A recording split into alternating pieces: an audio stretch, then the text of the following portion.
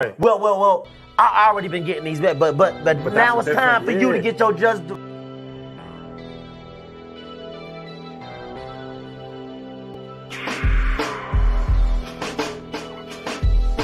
Safe to say I don't know you, but now I'ma never know you. Fuck your help, it's just another obstacle I'm stepping over. Every time I turn around, it's something I ain't never sober. Ain't no coming back, you take it there once you bet it's over. You don't got me in your best interest, and screaming out your eyes. Princess cut deuces leaning out the ride. Look at your soundtrack, whole material I supplied. Jeopardize my kids' meal, send them all on a doctor ride. We represent the minority, let's monopolize more than 1 million tears drop. Dealt with too many chopper rides. Everybody for self, nobody chopping pies. Conniving niggas lay down in the box of lies. Ignorant and fucked up, why would you want the old banks? That nigga there's a closed case. 20 years of my cold tapes, bubbly chairs and gold plates. Brought the ugly stairs and nose breaks. Room full of snakes, finally no space. Fake nigga with a fake page, I'm on a ghost chase. God bless the child that hold his own and keep his flow straight. Grimy in the cold state, that's how it gotta be. Dominating finally, I'ma make you proud of me. Yeah, safe to say I don't know you, but now I'ma never know you. Fuck your help, it's just another obstacle I'm stepping over. Every time I turn around, it's something I ain't never sober.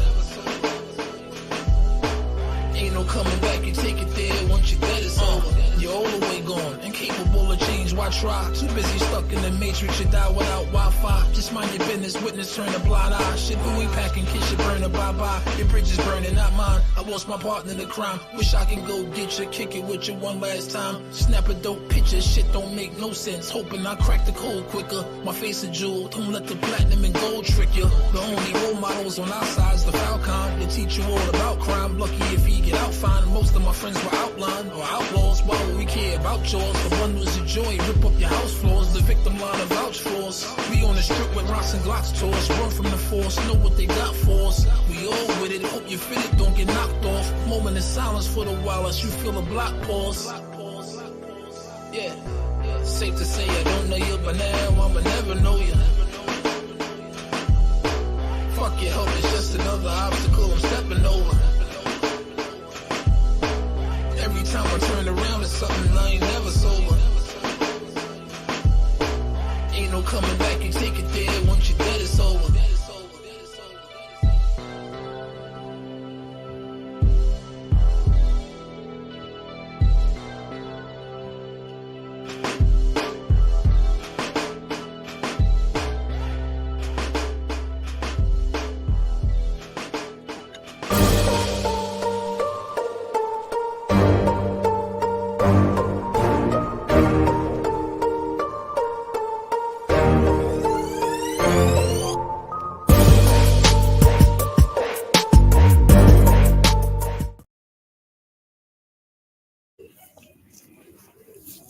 What's going on? What's good? How y'all feeling? Salute to the family on this good Wednesday.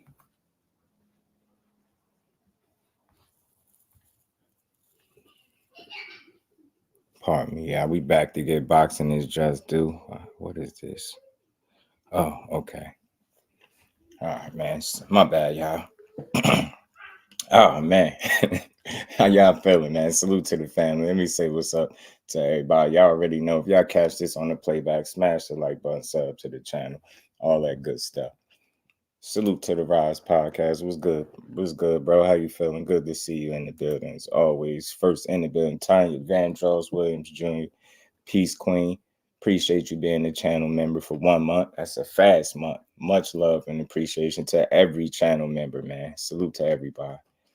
Salute to my baby girl, Miss Just Do. You are here. We see you. We see you. Mike Kirkland, what's good, bro? How you feeling? Mike, what's good with the mics? How y'all bros feeling, man? Zoomverse, peace and blessings, Brody. How you feeling? Kyle Sports, what's good, bro?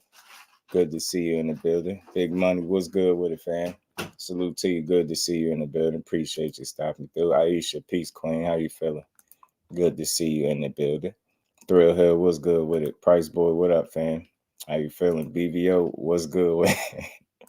Salute. Ghost, what's good? It goes right. Surprise, Ghost ain't coming here with nothing to say. How y'all feeling today? Shout out to Tank, the dude who got them so shook they won't spell his name with a T.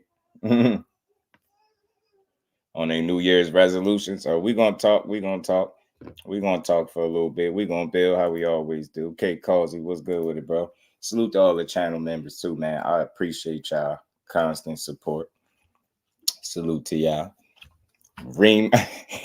Remo. Facts over feelings. What's good with it? What's good, bro? Good to see you in the building. How y'all feeling? Yeah, man. Zoom, yeah, man. I'll be checking for you, bro. You already know. Appreciate you as always, sharing the lives, all that good stuff, man. Much love to you. But Morel got y'all monster shit. I don't want to fight him, bro. They said Morel is a star that nobody wants to touch. They said he's a star that nobody wants to touch. And when they say nobody wants to touch, they mean nobody wants to fight. Like he just a, you know, I think he a fighter just waiting for an opportunity to be great, man, to be honest with you. I like Morel. I like everything he brings to the table. None of the fighters are perfect, but, man, that's a damn good fighter. That's a damn good young fighter with 10 fights under his belt. You can't find too many fighters that's better with 10 fights in. So I like Morel, man. I hope he get a shot at the monster because we all know the monster ain't getting his shot at Canelo Alvarez at all. It's just not going to happen. It's not going to happen. Man, but what's good, man? So, yeah, I know y'all seen some of this stuff already, man. I know y'all had to come across this this video with Floyd and Ryan Garcia. And it's a little bit to unpack in that video, man. Floyd said some things that ruffled some feathers, man. He might have pissed some of the boxing world off, man. But what else is new, man? When all else fails, blame Floyd. LaMarcus, what's good with it, bro? How you feeling, man? Good to see you in the building. Just a matter of time before Luis Ortiz them, they're gonna claim you 40 and all type, man. They're gonna try, but we ain't putting that in the air. They're gonna try that, but it ain't gonna work, man, because he gonna get his just due, Ghost. You know what I'm saying? Because he gonna keep winning. He gonna keep winning, and that's what's most important. He gonna keep winning. Only 3 people. Only 3. We gonna listen to it. We about to screen share this, man. I hope they don't mind. I'm gonna make sure I hit the like button over here on their joint. Salute the inside fighting. I hope they don't mind me sharing this clip, but we got to share it. We got to talk about it, you know. We got to Floyd got people in their feelings. Floyd, man. Certain people, they got that ability where they don't have to say much, and they can get a reaction out of everybody. And I think Floyd is one of them people. And if you want to really be honest, you know, he don't have 100% Floyd effect, but Tank Davis got some of that to some degree too. Anything he say, people all over it. Like, and I think that's part of the reason why he stay out of sight, out of mind, kind of. Like, he don't overextend himself to the people. And I don't think that's an effort to dismiss the people that support him. I think it's strategic. You get what I'm saying? I think Tank keeps it to the point where, you know, he waits till he show up. Like, you get what I'm saying? When he show up, it's time to show out. That's how he coming. You get what I'm saying? Like, and every time he show up, despite the opponent and whoever's complaining, it's a event. It's not just a fight. It's really an event. Everybody come out. You get what I'm saying? It's always a big spectacle. You get what I'm saying? When Tank fights. So he got some of that ability, man. I think that's part of his mystique that makes him what he is. I think the fact that he's not always accessible, and it's some downsides to that, right? It's some downsides to that, but I think he plays it very well. And I think at the very least, man, you could say when it's time for him to get in the ring and perform, he do that with the best of them, right? You can't knock that. All things, what's good with it, bro? How you feeling? Dre Noble in the building. What's good, fam? How you feeling? J.A. Dixon, what's good with it? He says it's superstar shit, really. Right. You know it. Haven't listened to it.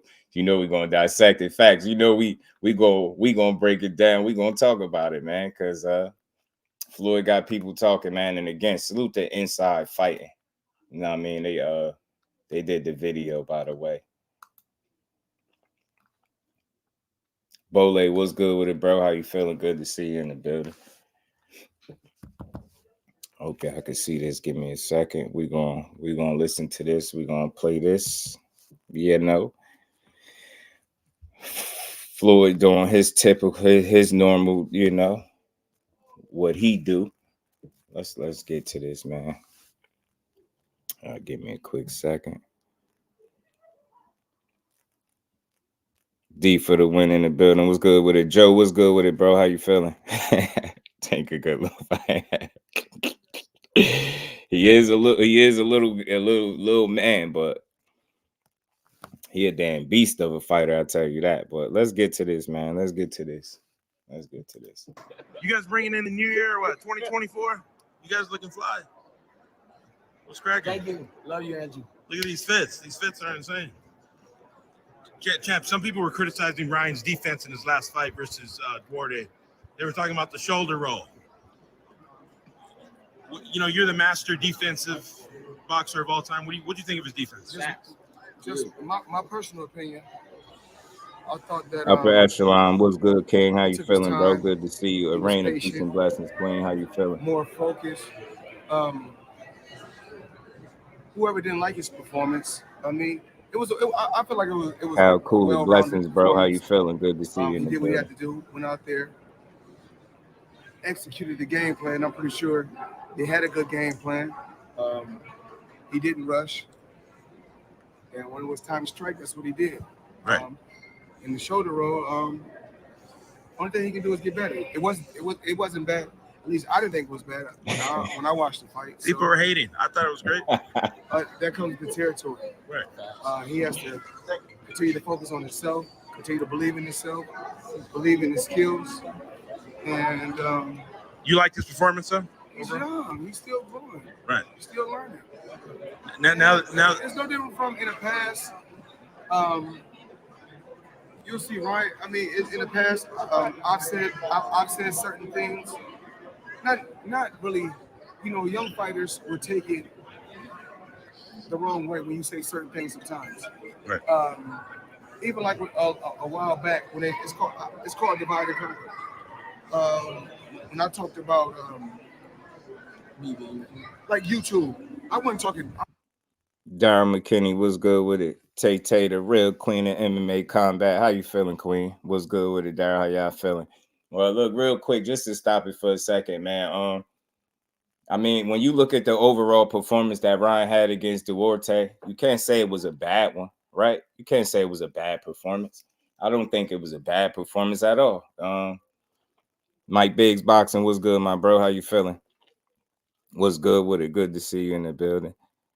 Probably made Oscar do 10 more lines. Hey, yo, check it. So look, his performance wasn't bad at all. I mean, I just think it was strange to see him in the ring doing the shoulder roll. I think that was strange for people. I think it was new, like I said, but you could obviously see that it wasn't something he worked on, and you could hear it right from Derrick James. They didn't work on that, and he didn't want him doing it. Like, it's not that people are hating on the shoulder roll.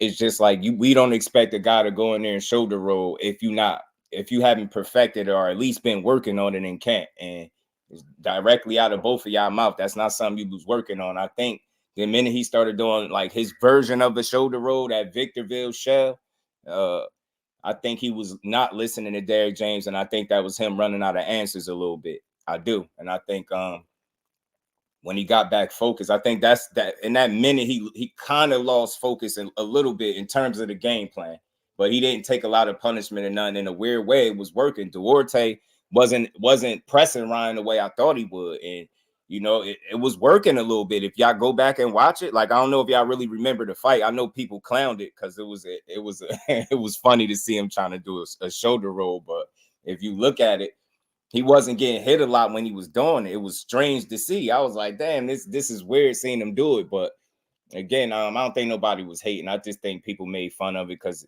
they ain't used to seeing him do it. But his overall performance, like Floyd said, I don't think it was bad. you can't knock it. He is young. He is still learning. You know, he got a lot. He got to get a lot more experience under his belt, I think, to get to where he's trying to get to, man. But I think Duarte is a start in a sense, man. I think Duarte is a start. B-Dog, what's good with it? He said the Tootsie Roll. Ashley's Corner, what's good, Cuzzo? How you feeling? Good to see you in the building. Larry Lopez said Ryan gets props. Tanking Haney on his resume. I got to respect that. Yeah, man. Yeah. For Ryan, hell yeah. I said it before. I said if Ryan got in the ring with Tank for real after all this time of trolling and saying you wanted to fight him, suit the B-Dog. I was gonna give him my the utmost respect. You got to respect it, man. You got in there and fought a real fighter, and if the very next guy, you fought Duarte. If you're within your last 3 fights, if 2 of those fights are Tank and Devin Haney, you got to respect that, man. I'll tip my hat to him. But let's keep playing this, man. Let's hear what else Floyd had to say. I said, listen, I don't cry about shit. I'm saying if that was his hustle, if he got a lot of followers from wherever he got them from, that's his hustle. Right. And he's supposed to say, yo, you can't knock my hustle no matter where I got him from. Right. And the funny thing, I didn't even do YouTube. No. It's not, no, I think I've done it a little bit. Social media. Yeah, but we still got 1 million on there. when it's all said and done, we don't really care about the followers. We care about his performance. There it is. He had a little minor setback, major comeback. Right. He did what he had to do. Now they're talking him versus Devin Haney. Would you like to see that fight? Is that a good fight? It's up to Ryan. Ryan is Ryan do crazy numbers, so it's up to him. Everything's up in the air. So whoever you want to fight. Other than yourself, is he the biggest viewed boxer in the game right now? I got Ryan snoozing I there. mean, it's some heavy hitters in the game right now. When I say some heavy hitters, not many, I should say, but right now in boxing, right now it's only 3. It's only 3. Which are? Canelo, Facts. Ryan, and Gervonta Tank Davis. I agree. What So he a lot say? of times, Hold guys. on. I just want to make sure I heard Floyd. Which are? Canelo, Facts. Ryan, and Gervonta Tank Davis. I agree. So a lot of times, guys, a lot of guys think, well,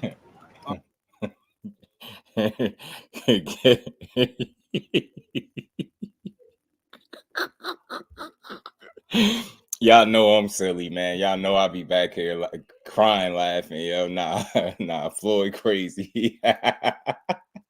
Floyd, wow. He just in the boxing moment. right Ryan now, it's loving only it. 3. It's only 3. Which are?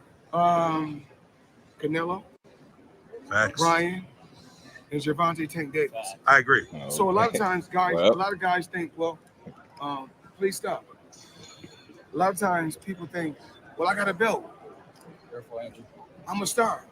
I got 2 belts. Yo, your back, guys? you gonna film me? You gotta film me. My bad. Come on, man. Can't make me look bad now. Right. But nobody can make me look bad, but still. Floyd crazy. In today's time, fighters think if they got belts, and they made a few $1 million, they think they're a star. That don't make you a star. Being well-rounded all around the board makes you a star. Knowing how to articulate. Wow. Knowing how to articulate.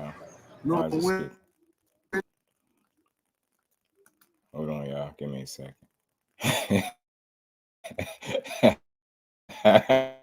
Floyd, this guy, people, this right here got people pissed off. Floyd out here checking the camera. Yeah, Floyd, shout out. The nicest, he's giving Ryan ammo. Floyd. Yeah, Ryan is a star, but he's not up there with Canelo and Tank. Nah, absolutely not. I mean, yeah, man, why is my shit doing that? Y'all could give me a second, man. My shit acting crazy. Know when to speak and when not to speak. Tim was good with it, bro. TM in the everything building. plays a Sound major like role he's taking in shots making at you a guys. household name, and I would know this. And that's why, if you notice, know when to speak and when not to speak. Hold on, we're gonna run this back a Made little bit. a few $1 million, they think they're a star. I don't make. in today's time, fighters think if they got belts and they made a few $1 million, they think they're a star. It don't make you a star. Being well-rounded all around the board makes you a star. Knowing how to articulate, knowing when, know when to speak and when not to speak. And that everything plays a major role in making you a household name. And I would know this.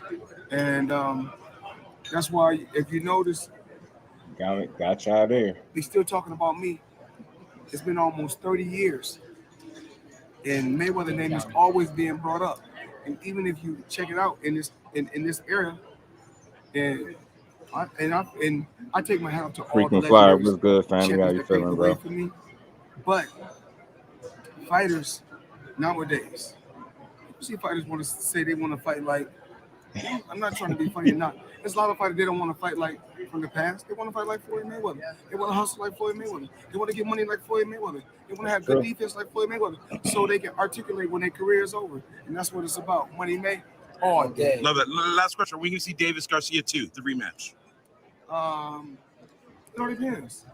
I mean, because it's up to them two. Right.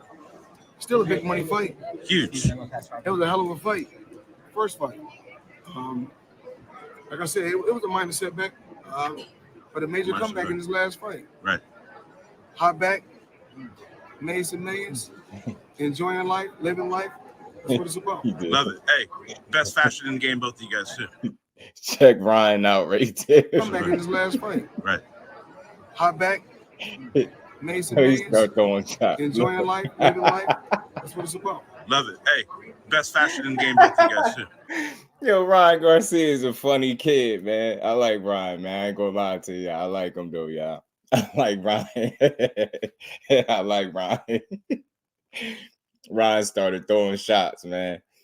What's good with the freaking Fly? How you feeling, bro? Ryan installed his last fight by himself against Duarte? Nope. Not from what I heard. Ryan walk around with Floyd like he TMT. Hey, man, that brings me to the question. Lonnie Lee, man, much love and appreciation, man, putting that color in the chat, man. Good afternoon to you, good brother. How you feeling, man? Appreciate the support, fam. And we ain't never got a box again. Well, Right. well. I already been getting these bet, but now it's time for you to get your just do.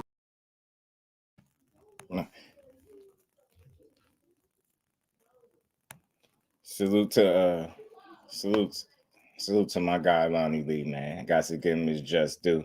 Salute to the queen, Miss Joette. Peace and blessings, queen. Oh, you said Shakur just reposted my tweet. Salute to the fellow New Jersey and the champ, man, the 3-division champ. I ain't even catch it. I ain't even realize it. Appreciate you, Miss Joette. Salute, queen. How you feeling today? Good to see you in the building. Best fashion. Yeah, dude was on it, Larry. He think they got fashion. Ray Davis in the building. What's good, fam? How you feeling? Man, tell my guy Thomas Hill I said what's good with it, man. Yeah, Ryan is a funny guy, man. He's a funny dude. Floyd pissing Oscar off with this. Oh, you already know, Jay. He hit his connect soon as that video dropped. Oscar was on the phone with his connect soon as that video dropped. He was calling his connect like, damn it, damn Floyd, you know he's somewhere punching the air, Cuba Gooding Jr. style, like Trey, all boys in the hood. Devon was good with it, bro. Straight out of Haney fans crying over Floyd, but still throw shots at Floyd all the time.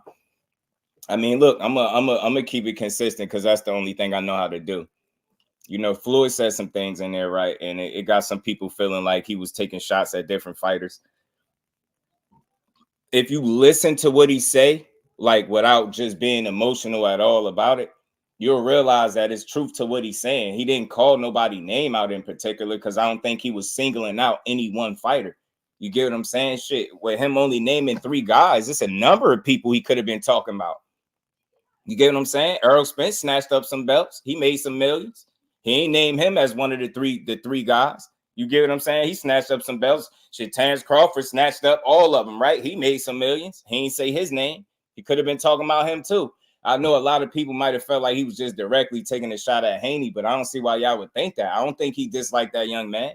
I think he rock with Haney and what he been doing, but he just saying that's how some guys move, man.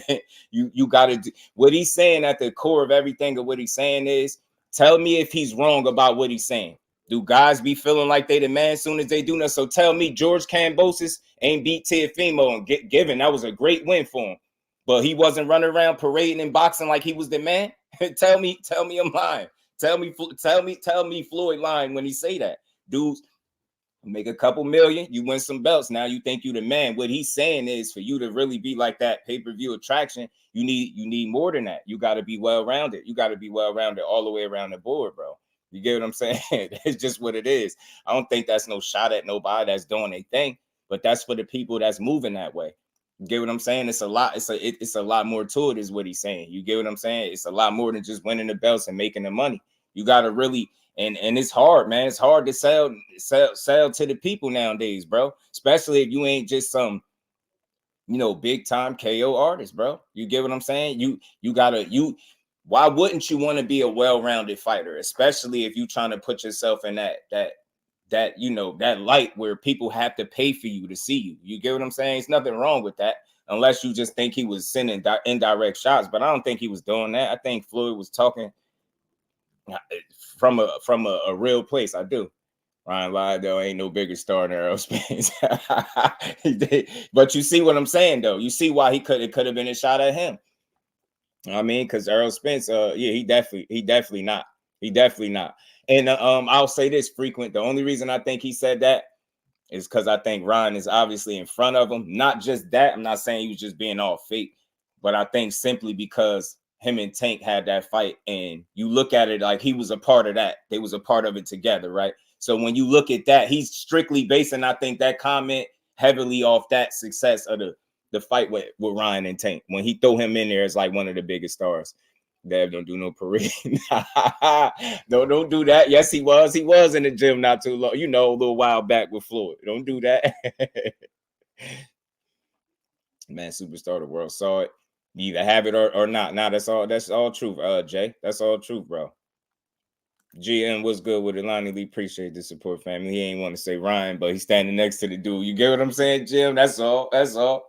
He's standing next to him. But at the same time, I will give him the benefit of the doubt. And I will say, I think what he basing, him being a guy that's selling is based off that last fight and them numbers. It's hard to argue with them numbers. And the fact that ain't nobody else put up them numbers recently, that's kind of, you get what I'm saying? That's his little leverage right there to kind of say that. Floyd was recruiting, so that brings me to my point, because Cuzzo said the same thing. He walking around with Floyd like he TMT. So what y'all think, man? Y'all think Ryan and TMT is a good thing? Because I know, again, man, I know Oscar. I wonder what Oscar got to say about this. Somebody need to DM that to Oscar, man. Somebody send that video to Oscar, yo. He probably gonna curse you out. Yeah, I don't know if y'all be catching, yo. Oscar be on Twitter wilding a little bit, yo. You send him that on Twitter, somebody tag Oscar in that video. He probably spaz out. He probably has some wild shit to say. I think it'll be good. Nah, I ain't gonna lie. It would be crazy, right, B-Dog? It'll be a change of pace for him, yo. I think it'll be good for Ryan Garcia. Not all things real. Cheap was good with it, bro. Yeah, it's gonna make people buy the fight more. True. Like, think about it. Him over there with Floyd, man, that'd be crazy though. It'd be crazy. That'd be crazy, man. That'd be crazy. Leave Golden Boy and go to Floyd. All I could think about, if Ryan was the lead Golden Boy, leave Oscar De La Hoya and go over there with Floyd, the only thing I would think about is that clip where Leonard Ellaby was spazzing out, telling Oscar, we already took all your fighters. Floyd already beat all your fighters up. Like, that's all I could hear is that clip in my head where Leonard Ellaby spazzing. On camera, I know Floyd told Ryan after fight that. Kay said, hell yes, right. It'd be a good move. Barbara D, peace and blessings, Queen. Good to see you in the building. How you feeling?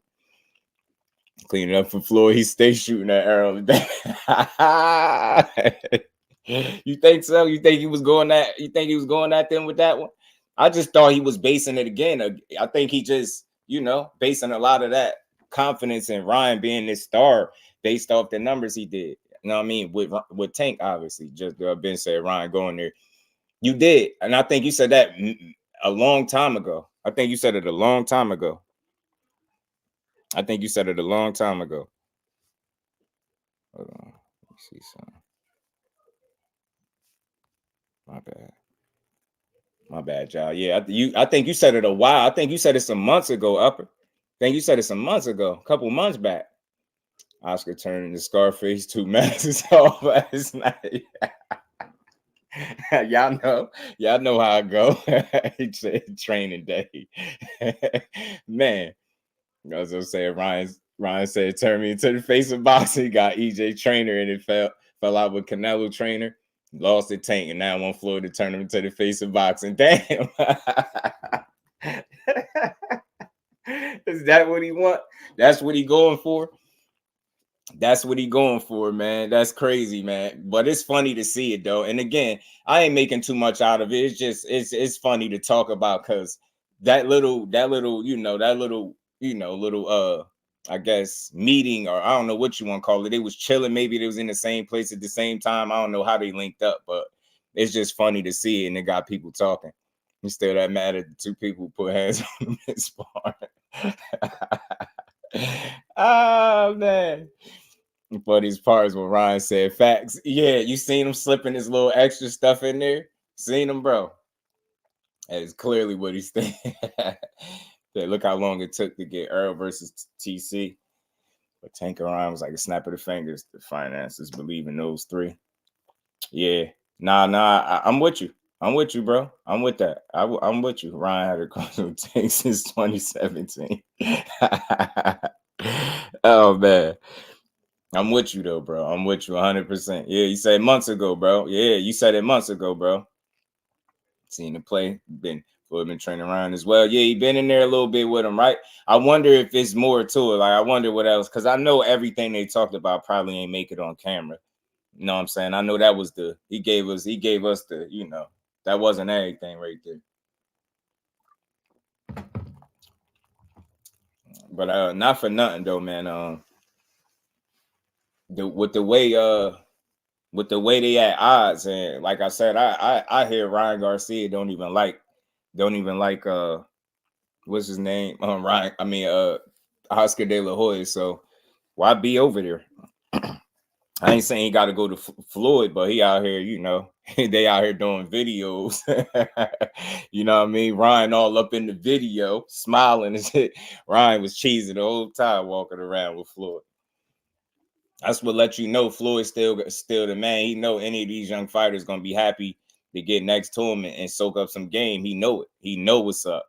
He know what's up. Floyd know he got I think he got the power to convince, Ryan to go over there and sign with him or something. How much respect Tank and his team has for Devin. Ryan fight was made instantly. Not just yet though, Larry. Not just yet. We gotta wait and see, right? You just gotta wait and see. I hear they're in negotiations, right? I do hear they're in negotiations and all that good stuff. So that's a good sign. Because I would listen. I ain't against the fight. I'm personally not against the fight, but the only thing I would have to say is, where does Sandor Martin fit in this, right?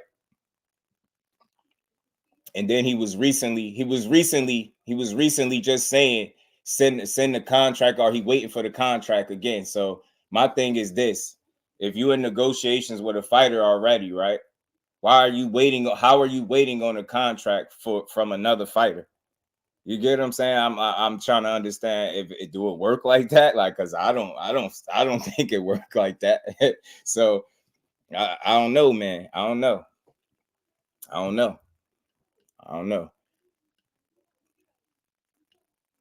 wouldn't like the lingerie wearing. Try to set me up for failure, and then slid up out of there talking about he was getting death threats. Sandor said no step aside. So that's all I'm saying. Upper, I ain't making up nothing. I'm not adding nothing extra. He wants to fight. This is what I'm hearing. I heard he ain't want no step aside money, bro. He ain't want none. I heard he want that smoke. I heard he want to fight, bro. I really did. So Gertz was good with the family. How you feeling, bro? So yeah, man. I don't know, man. That's the only thing I'll say. You get what I'm saying? If you in negotiations with Ryan Garcia right now, then you shouldn't be talking about you waiting for a contract from Tank, because I don't see why the hell would he send somebody a contract that you get what I'm saying? That's in negotiations with another fight. I don't know. I just don't see that working that way. I don't know. Not for me. Not for me. And then again, man, I'll add this to it, right, GM, because you feel like the fight got made instantly, right? This is the thing. This right here to me is a little something to think about right here. This right here is something to think about. Now I don't know if I'm making too much out of this. I don't know if I'm reaching. Y'all let me know, man. Y'all let me know if your boy reaching, but like all this Tank talk, man, and I came across this post, and I'm just, I can read pretty good. I can understand, and this looked like he said this was his last year, New Year resolution. So I said to myself, damn, that's dope, man. Like, he sat up there, he got his timestamp, he circled the date. You know what I mean? He manifested this joint, right? I'm like, damn, this is dope. He manifested this joint. Like, Devin Haney will beat Vasil Lomachenko. That he did. I don't care what y'all haters say. He beat Vasil Lomachenko. And I mean that when I say that. I'm not trolling and joking. Nah, he beat him. So then he manifested this. This is why I respect it. Beat Lomachenko. Move up to 140 and become world champion again. He moved right up and beat Regis Prograis ass, man. Beat him 12 rounds of zip. Salute to the Rougarou. That's my guy. Win, lose, or draw. I rock with him. You know what I mean? With the power of Allah. You know what I'm saying? Straight like that. I'm like, damn. Bro damn near. Look, he manifested this joint. I'm like, he knew what time it was. He knew he was, I'm going to whoop Vasil Lomachenko, and then I'm going to move up to 140 and be a champion. You know what I'm saying? And I'm like, damn, it's a New Year's resolution. That's dope. I'm like, man, he said the offer was never said. He said, well, don't know why you expose himself like that. So I'm just saying to myself, like, ain't nothing wrong with this. This right here, that's standing on business, bro. The man, that's manifestation, bro. He manifested those wins and that achievement, going right up to 140 and standing on business, man. Much respect to him, but I just got one little, just one little thing, maybe two, maybe just, one little thing, maybe.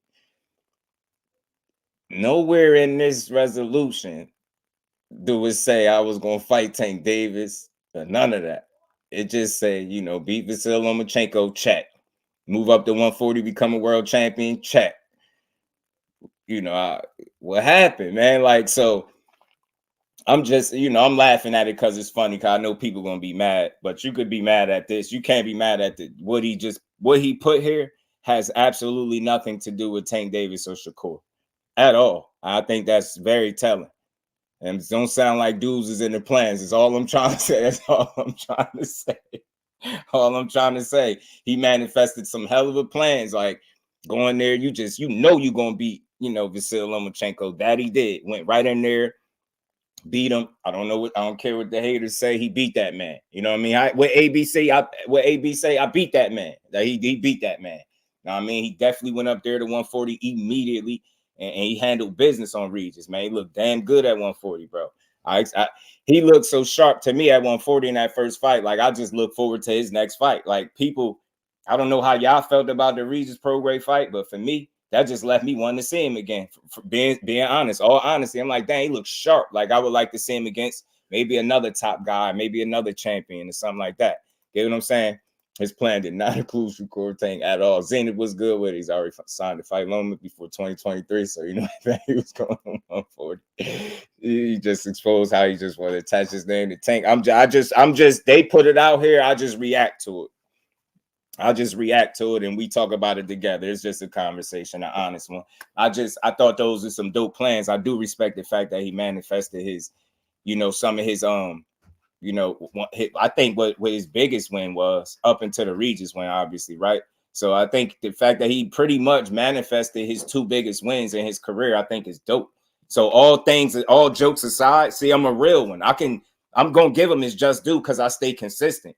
He manifested this. There's nothing you can take from that. That's dope. His 2 biggest wins of his career, he wrote it down very early that he was going to get it done, and that he did. There's nothing to take from it. But like I said, my only question would be, like, for the people, and this is an honest question, for the people that are so adamant that he wanted to fight Tank. And it's just a question, like, maybe he, you know, it could be anything, but why y'all think that wasn't included in these plans to fight either of those guys? Like, you get what I'm trying to say? I don't know. It's just a question. Or maybe, you know, listen, I'm going to try to be as fair as I can. Maybe he's anticipating after Loma, I'm already out of here. You get what I'm trying to say? After Loma, I know I ain't staying here. I know Loma is going to be my last fight at 35. So from there, I know I'm going to 140, right? He could be saying that. I think that's exactly what he's saying, right? But again, if he's saying that, I just want to be clear. If he's saying that, I need everybody in here, or just for the people that was telling me, I don't care what fighter it was, anybody that was trying to convince me for the last few months that he was going to fight again at 135, that is for this conversation is for y'all only. The people that kept, he'd go back down to 35 and this and that. This right here tells you that contradicts all of that. He never was going to go back down to 35, and he shouldn't, right? Because it wouldn't be good business. It wouldn't be smart health-wise, right? I said this. I've been very consistent about this, but it's funny how the truth kind of reveals itself without me even having to do anything but just going through the news. And here we have it. So again, much respect to this man for manifesting, like I said, what is his 2 biggest wins of his career, man. One of them made him a world champion again in the 2nd weight class. The other one, he defended undisputed. You can't take that from him. But all I'm saying is just to the people that was pushing that and arguing about how this offer was real and he really was going to fight again at 135. That's the only issue I had. For those people that was doing that, arguing, remember to take the 25%. This is for y'all. All of them take the 25%. This is for every last person that was coming through here talking about take the 25% and he'd fight you and this and that. This contradicts all of that. This tells you exactly what he did was what he always was going to do. Why? Because he manifested it. He wrote it down. He been had it in his plans. Salute to that young man for having it figured out and being able to manifest not only his next move, but his next 2 moves. You get what I'm saying? So salute to him. I don't have nothing to take from him. This ain't about discrediting Devin Haney at all. This is about just for the people that kept saying he was going to fight at 35 again. This would tell you that that's BS and that was nonsense. I don't give a damn what you say. Care how you try to slice it. You can't say I'm pushing him now. He's saying it right out of his own mouth. You can't say then, oh, yeah, he wasn't going to go. He wasn't going to stick to his plans. He stuck 100% to his plans. And salute to the man for doing it, because as of right now, his name is buzzing more than it ever been. And I think for good reason. You know what I'm saying? For good reason. So salute to him. But that's just for those people that take the 25%. Yeah, he was going to go and fight him. No, he wasn't. No, he was not. No, he was not, because it wouldn't have been smart. Any intention to fight Tank Shakur Darren, keep telling him himself. That's what it is. Dante's Boxing Talk. What's good, my bro? How you feel? He said, I'm being nice. Dude, the whole time want to fight Tank Shakur. I like when people say that, because y'all know I keep it consistent. I ain't going to go crazy about it, but I'm just pointing out that what I feel like is the obvious. You get what I'm saying? Maybe he should have manifested more than 55. GM a fool. GM, you a fool, bro. You a fool. But I hope everybody really hearing me clearly. I've been very consistent and fair in a sport that's not fair to nobody, right? I mean, I ain't say nothing crazy. I didn't say nothing wrong.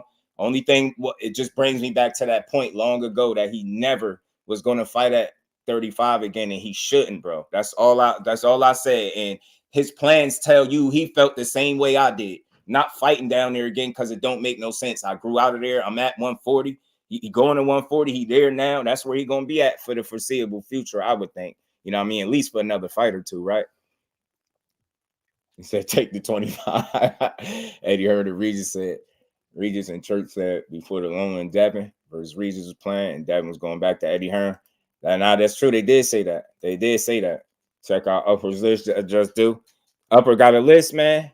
Salute to my bro Upper, man. Much love and appreciation. Dad putting that orange in the chat, man. Salute to you, bro. Appreciate the support, family. And we ain't never got a box again. Well, right. well. I already been getting these bets, but now it's time for you to get your just do.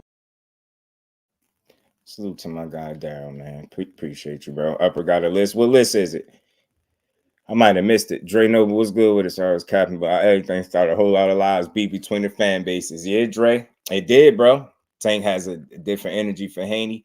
I don't think that. I mean, I can listen. I can't tell you how you see it, right? For me, I think Tank energy is pretty consistent with people. I think, you know, he talking shit when he need to, but for the most part, he be out of sight, out of mind. If we being honest and consistent, it's Tank's name that's always being brought up. So just think about something, y'all. Imagine me as a fighter.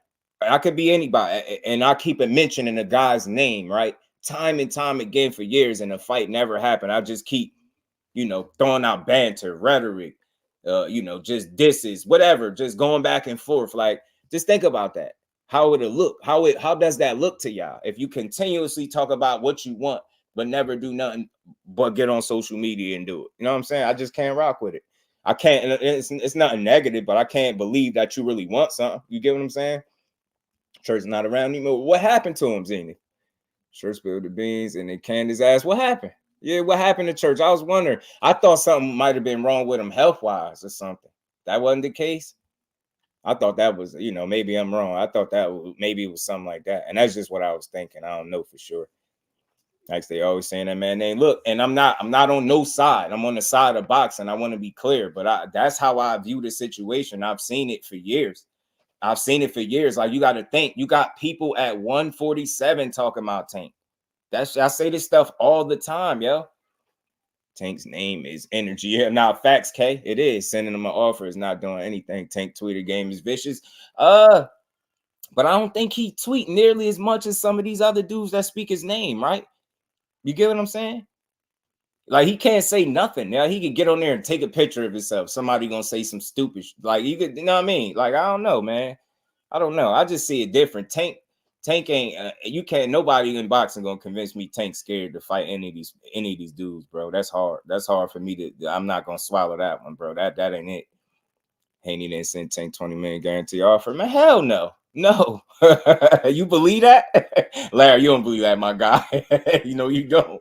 We gotta go back down that road. Listen, ain't no way in hell I believe that. I'm sorry, man. I think that was strictly for the people that to eat that up and run with it. Like, it'll make a headline. Yo, Tank turn, because who gonna turn down 20 million? No matter if you made 40 in your last fight, right? Like, still 20 million ain't no, you know, those opportunities don't come every day, right? So I just think that was something to be said, bro. I can't run with that. I can't believe that Church was the first person to reveal it was going back to Eddie Hearn. Oh, I'm gonna find out before Loma. Damn, they got ready. It said tweet delete. Your boy got some tweet and deletes too. They all do it, man. They all tweet and delete, bro. Or at least I know who's the first to start doing it. I know who be tweeting and deleting that. You know what I mean? Just come on, bro. Eddie Hearn says offer is still valid. Yeah, I don't rock with it, bro. Cause hey, Larry, it's some things you gotta ask yourself, right? Okay, let's play hypothetical, right? Let's say hypothetically that $20 million offer is valid, right? It's coming from Bill Haney. Is it coming from Bill Haney or Eddie Hearn? And if so, then where that fight is, so the fight gonna be on the app, DAZN. So they facilitating shit to the what they call is the A side, right? I know people hate that, right? So they basically, what do that mean? Like, where they fighting at? You get what I'm saying? what network they fighting?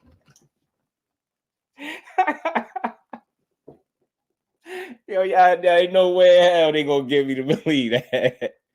Ain't no way, bro. I'm sorry, I can't believe it, yo. I can't believe it.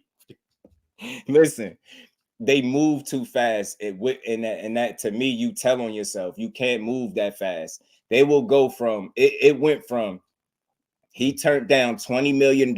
He don't want to fight to we waiting on a contract. I want to say this again. They went from he turned down 20. We made him a $20 million offer, and he said no. He don't want to fight. He said no. to we're waiting on him to send an offer or a contract, whatever whatever word you want to use, either or. This is what they did, and y'all believe that. So again, if y'all just made an offer and y'all feel like a guy don't want to fight, how are you then waiting for a contract from that same guy? Where did you make this offer at? How? Like, did you get in touch with him? Like, y'all don't ask no questions. Y'all just take that shit at face value. I can't do that because these dudes are pretty much promoters and they're selling you shit. And unfortunately, in this situation, in my opinion, based on what I see, they haven't been able to prove it. I ain't got to disprove it. They can't prove it. In which way did you make him an offer? He blocked you. Didn't he block you? How did you make him an offer? Nobody ever thought to ask that question. Just ask that question. And what he did it through a DM or did he get on the phone? Tell me. Y'all think he got Tank Davis' number? Come on, man. But he didn't call Al. And y'all believe this shit. He didn't call Al Heyman. They didn't get in touch with the guy that can actually get the ball rolling. But somehow he made this phantom offer of $20 million. Yo, you can't. Yo, I love boxing. Yo, I'm still gonna love it. Y'all shout out, man. Yo, y'all shout out, bro. Hey, look, this is the thing, Larry. This is the thing. None of these fighters that we want to see Tank Davis fight, and I want to see all the fights you want to see, bro, because I'm right there with you. None of these fighters that we want to see Tank Davis fight can say that he was ducked. They were ducked by Tank Davis. Not a single one of them. Not a single one of them. You get what I'm saying? When Ryan Garcia said he wanted to fight, what did he do? What did he do? So you telling me Ryan Garcia got more heart than Devin Haney? Because didn't he reach out, right? Didn't he want to fight? Ryan offered going directly through teams behind the scenes, but when it's Tank and Shakur, it's public spectacle with numbers. Man, and that's how I know it's BS, y'all. From experience, whenever numbers start being thrown around in the public, we know undeniably for 100% fact that there is no fight coming down the pipe. Because you don't hear about those numbers till after the fact. Like, you don't start hearing it, you know what I mean, till the ball get rolling. Like, you don't start throwing out just bogus numbers of how much you offer somebody. Come on, man. It don't go like that. That should be bogus, bro. It be lies. I'm telling you. Haney has it because he the one parading around here for years, and people of his fan base keep telling me that he wants to fight more than Tank, right? So what else is he gonna do? Keep saying I'm waiting. Yeah, that's cool. Why wouldn't he call Al is the question. Tank don't gotta call him. You heard what Tank said, bro. You heard what Tank said. I'm trying to tell you, I think I still got it, man. I gotta find it. Haney has to call Al because the A-side says so. Yeah, you want to get paid? Call Al. 20 million. Can't rock with it, bro. I can't rock with no 20 million, bro. Y'all gotta know better than that. Y'all can't fall for the banana in the tailpipe, respectfully. And this is with no disrespect to nobody. You can't fall for that. You see this type of shit all the time. When you start throwing numbers out there in the public like that, in the media, no fight is happening. That's bad business. You get what I'm saying? And then it makes me feel like you truly don't want to fight. You know why I say that? You know why I really feel like you don't want to fight? Because instead of going behind the scenes and making it happen, you keep coming to social media trying to convince everybody that he don't want to fight you. So again, you've been saying this shit for years, literally now at this point. At what point do it become boring for you to keep chasing, quote, according to y'all, a guy that don't want to fight you? You get what I'm saying? But again, it's banter, it's rhetoric, sending in the mugshots. Let me one up him. He the former face of boxing. Devin's the face. It's like all of this stuff that makes me think you don't want to fight him. You just gonna keep going the disrespectful route. Like, it ain't gonna get you no fight, bro. And again, you're wasting your time trying to convince the public that you want something when you really can get in touch with the right people and prove to everybody that you want it. You understand what I'm saying? You got to get in touch with the right people. You're not even doing that. You're going right to social media. Look, y'all, look what I did. Look, y'all, $20 million. He didn't want to fight, y'all. I'm waiting for a contract the next day, y'all. Oh, yeah, Subriel Matias is a duck, y'all. Y'all don't see it, bro. I don't know. I'm not a fool. I'm just sorry. I'm just not a fool, bro. I don't know everything, but I ain't no fool. I ain't no fool. Nobody is above criticism. So you hearing the wrong thing, Larry. But I'm responding directly to what you're saying. Has Tank ever ducked somebody? Can you prove that? Can you give me an example of when he ducked somebody? There's not a fighter. None of these guys from 135 down can say he ducked them. You get what I'm trying to say? Yeah. When y'all don't get the fights we don't get the fights that we all want to see, y'all just assume I'm cool with it. I want to see the fights the same way y'all do, but y'all fall for the banana in the tailpipe. I've been asking for a couple shows for somebody to explain to me, when was Devin Haney free ever to fight Tank Davis, and when did he ever try to, outside of social media? And then people get sensitive. Just answer that one question. When was he free, and when did he ever try to make the fight? Come on, man. These is the same dudes that said they didn't have to fight Kambosos in a rematch. They could fight Tank right now. And who did they fight? Come on, man. They ain't have to fight Loma. They could fight Tank. But who did they fight? Look at this man. Look at this man New Year's resolution, bro. And you tell me that has anything to do with Tank, and you still believe that he was trying to fight him? That's telling on yourself.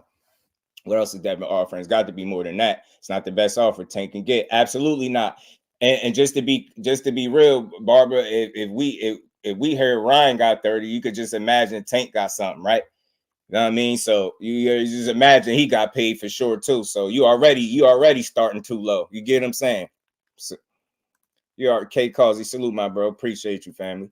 Much love, bro. You already know. And we ain't never got a box again. Well, right. well. I already been getting these bets, but now it's time for you to get your just do.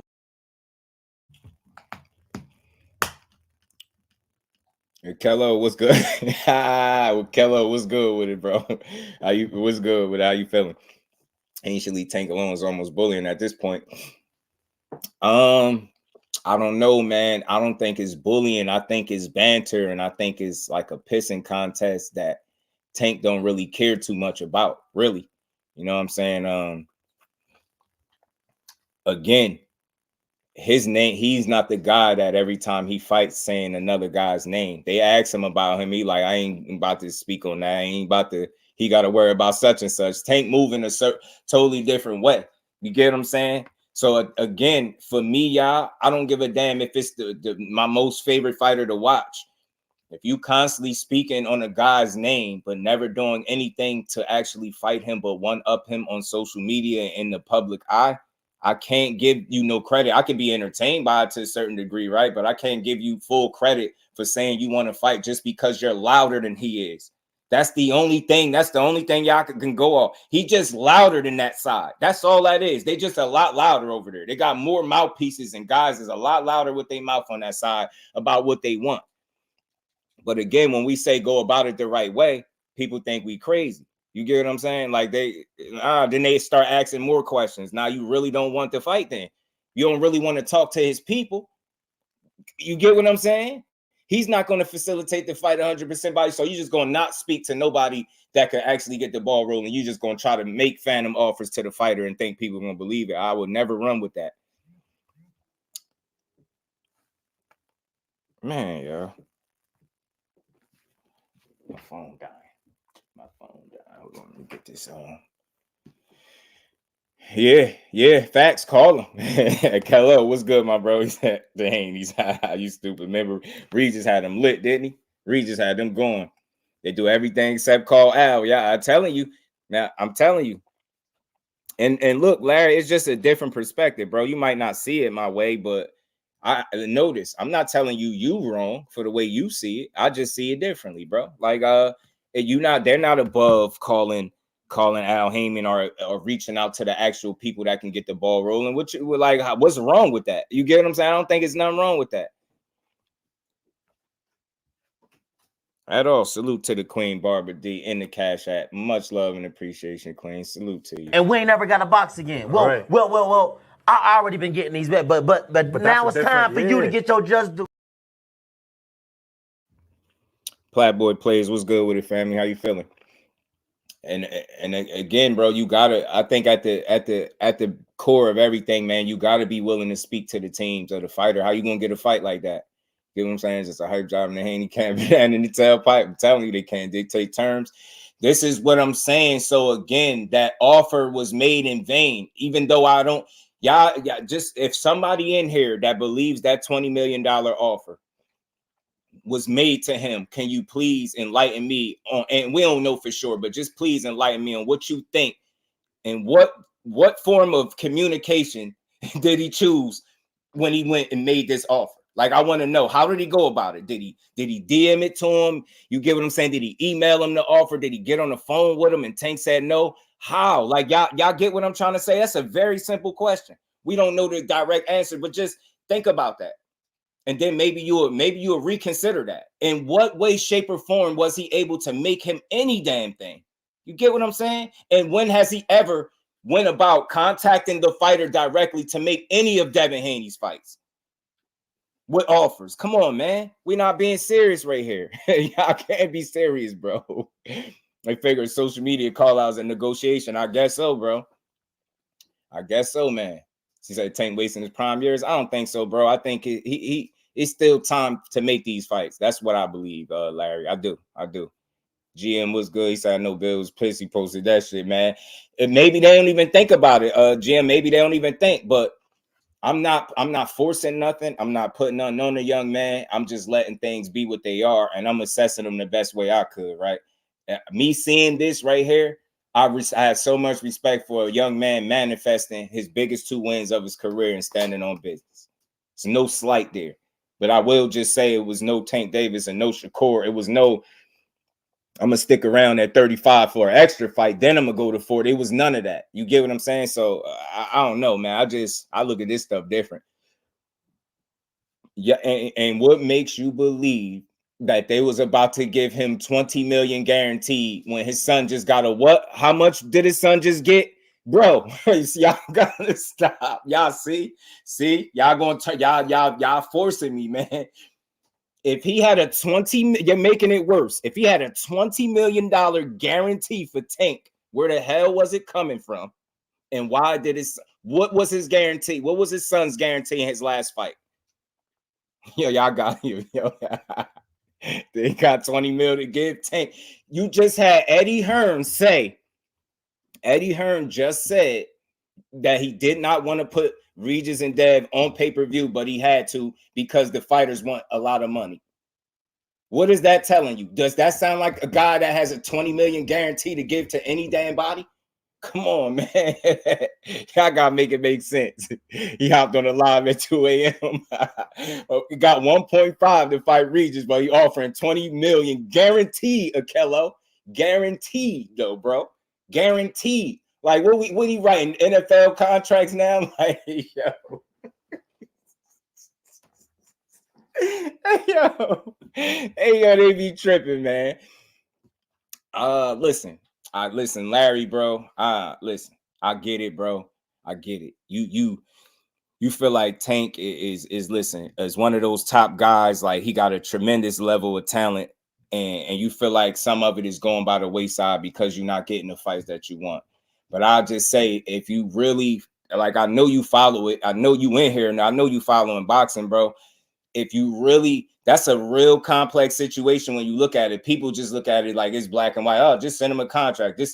That fight would be a meaningful fight, bro. And I think both guys got to really come to the table. More importantly, like, again, if you're loud about what you want, wouldn't you contact the right people to get the ball rolling if that's truly what you wanted?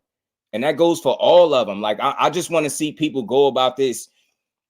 I want a Tank fight the right way. You get what I'm saying? Like, I ain't saying there's no special way to get the fight, but be serious about what you're saying. And again, when I keep seeing it on social media, I don't believe it. You get what I'm trying to say? When I just keep seeing it. So I'm not disappointed. I want to see more, but I'm not disappointed. I'm not to that point yet. You know what I mean? It's not over. The door ain't closed. He's not in a situation where none of these fights could be made. And I'm an optimistic dude, by the way, too. With boxing, period, not just with Tank. I'm with boxing. I want to believe that we can get all these fights, man. You know what I'm saying? Because it's no reason why we can't. You don't know the back when you don't know the back end. GM, talk to him, bro. That's why I say, man, they be saying, Hood Rich, what's good with it, fam? Salute to B More in the building, man. Salute to my guy K Causey and Barbara D. Appreciate the support, Queen. I would Tank be in pissing contests. Yeah, with anyone that fight, yeah, Tank in the bar and Devin lying about his numbers and keeping titles in the weight class he could never fight in again just to compete versus Tank. Talk to him, cuzzo. Plat boy, what's good with it, my guy? How you feeling, man? Let me scroll to the bottom, man. Pardon me, y'all. Salute to my guy, man. Those niggas don't want no smoke for real. Talk to him, saying, what's the cost of lost relationships with Al? I'm telling you, man. Canelo and Wilder got around 100 mil from Eddie. What we talking about? Canelo and Wilder. John Wick was good with it, bro. Pardon me, man. Eddie said he had more than that to offer. Eddie would say anything. Saudi money is long. Was it 1.5 mil? Facts. It was. Pardon me, y'all, if I miss anybody. It was good seeing how you feeling, bro. Dad got to jump over the moon. Nah, no, listen. I want to address this comment specific. And salute to B More in the building, man. I do this for boxing, not just for the fighter, bro. I want to be very clear. He don't have to jump over the moon to get the fight. He just got to contact one person. And I think that then I will take it very serious. Yo, why won't they say that? You get what I'm saying? Like, again, I said this before. Imagine me saying I want $1 million, but I won't do anything to get it. Then I don't really want the $1 million, bro. You get what I'm trying to say? Because it ain't going to fall in my lap. I know damn sure it ain't going to fall in my lap. And in his case, it might be $30 million or 20 million. You get what I'm saying? Like, who knows? 20, 30 million. Who knows? But you get what I'm saying? So imagine me saying I want $1 million, but I ain't going to go get it. Him saying he wanted Tank fight, to me, that's saying you want 20, 30 mil, but you ain't going to go get it. You just going to keep saying it. Then you'll never get it. If you get what I'm trying to say, that's just being real. You might not agree with it, but that's logical. You keep saying it, and you send a contract. Don't nobody say it don't work like that. Y'all got to at least get on the phone, and you telling me that y'all above getting on the phone with his people, then you don't want no fight. It's very fucking simple. Imagine how you gonna facilitate business if you're not willing to talk to the people? They're saying that. They putting their foot in their mouth. You get what I'm trying to say? This is no protection for nobody. This is a real conversation, bro. How the hell do you expect to get business done if you gonna keep saying I offered the fighter this and he said no, he don't want to fight? And then somebody say, well, call Al. Well, he don't work for Al no more. You know, what? Like, Al don't work for him no more. It's like, yeah, y'all just move the goalposts more and more, bro. I'm about getting a fight with Tank right away. Was that right away with Hector, Leo, Santa Cruz? I don't know, man. But look, I can't answer that. But I don't think none of those fights. Why I think none of those fights. I mean, I get the example. Salute to John Wick, but I think those other names are bigger fights, man. And I think obviously more go into it. But again, maybe not. It could be as simple as calling that guy. I still don't hear nobody saying why you can't call him. And how you gonna get a fight if the only place you're trying to make it is on social media, bro? I'm sorry, man. No disrespect to nobody. In my humble, honest opinion, bro, because I don't got no hate for nobody. I support all these dudes. Man, dudes is Philly Rock was good with it, bro. I said the last PBC reached out to the Haneys and they didn't want no smoke. Yeah, Philly Rock. They said Espinoza was lying, Philly. They said he was lying when we say that. That's all I'm saying, y'all. If you want to fight, this is for anybody. If you're the loud ones, y'all the super loud ones about what y'all want, y'all would be willing to get on the phone with his people, right? You get what I'm trying to say? That would true Tank would be asking for more, right, man? And he ain't even the same guy that Eddie Hearn tried to reach out to Tank, and he said no, he ain't say nothing else. And then y'all think it's gonna go from Eddie Hearn to Bill Haney or whichever the timeline. Like this, they acting crazy. they acting dumb. Crush was good with it, bro. How you feeling? Good to see you in the building. You think Al wants to fight Just? Hell nah. I'm gonna tell. Listen, Larry. All right, we always go off of what we think. Give us our perspectives. I feel you. You feel like it's a no, right? The reason why I would say I feel like it's not a matter if he wants it, right? From what I hear about Al is he's in support of, like, even if he didn't want it, he wouldn't stop a guy from going to get their bag or going to do something they want.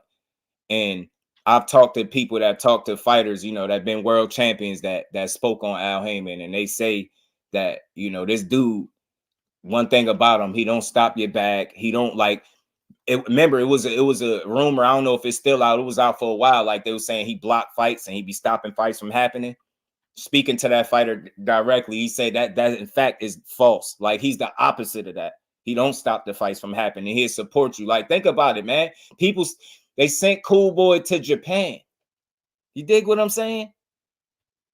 Dude got what? It's 8, 9 undefeated fighters on his resume. Get what I'm saying? Think about it. Unified and all that. Just think about it. They sent him to Japan. Just think about that. Think about where Cool Boy at, and think about that question. If Al Heyman wouldn't want some, so whether or not he won it, at the end of the day, he ain't stopping it. So I think that's what's important. You get what I'm saying? And I question it. Crush, what's good with it, bro? How you feeling? Why contact Al when Al works for Tank? That's exactly why you contact him. Because that what the hell? Why wouldn't you? What, so Tank is out here making his fights with no team, huh? He don't got no team. He just Tank is making the fights. I bet. yeah. Tank had to jump over the moon to fight Devin because of Devin. The man Spence puts Al to make the Bud fight. But Tank got to do the same. I can't confirm that. I can't say 100% that's a fact. But what I will say is, I think that situation is a lot of this shit in boxing ain't is cut and dry as people would like it to be. I think it's a lot more complex. I can't say that's 100% fact. I've heard people push that. Yo, Al didn't want this and Al didn't want that. But the main thing is, did it happen?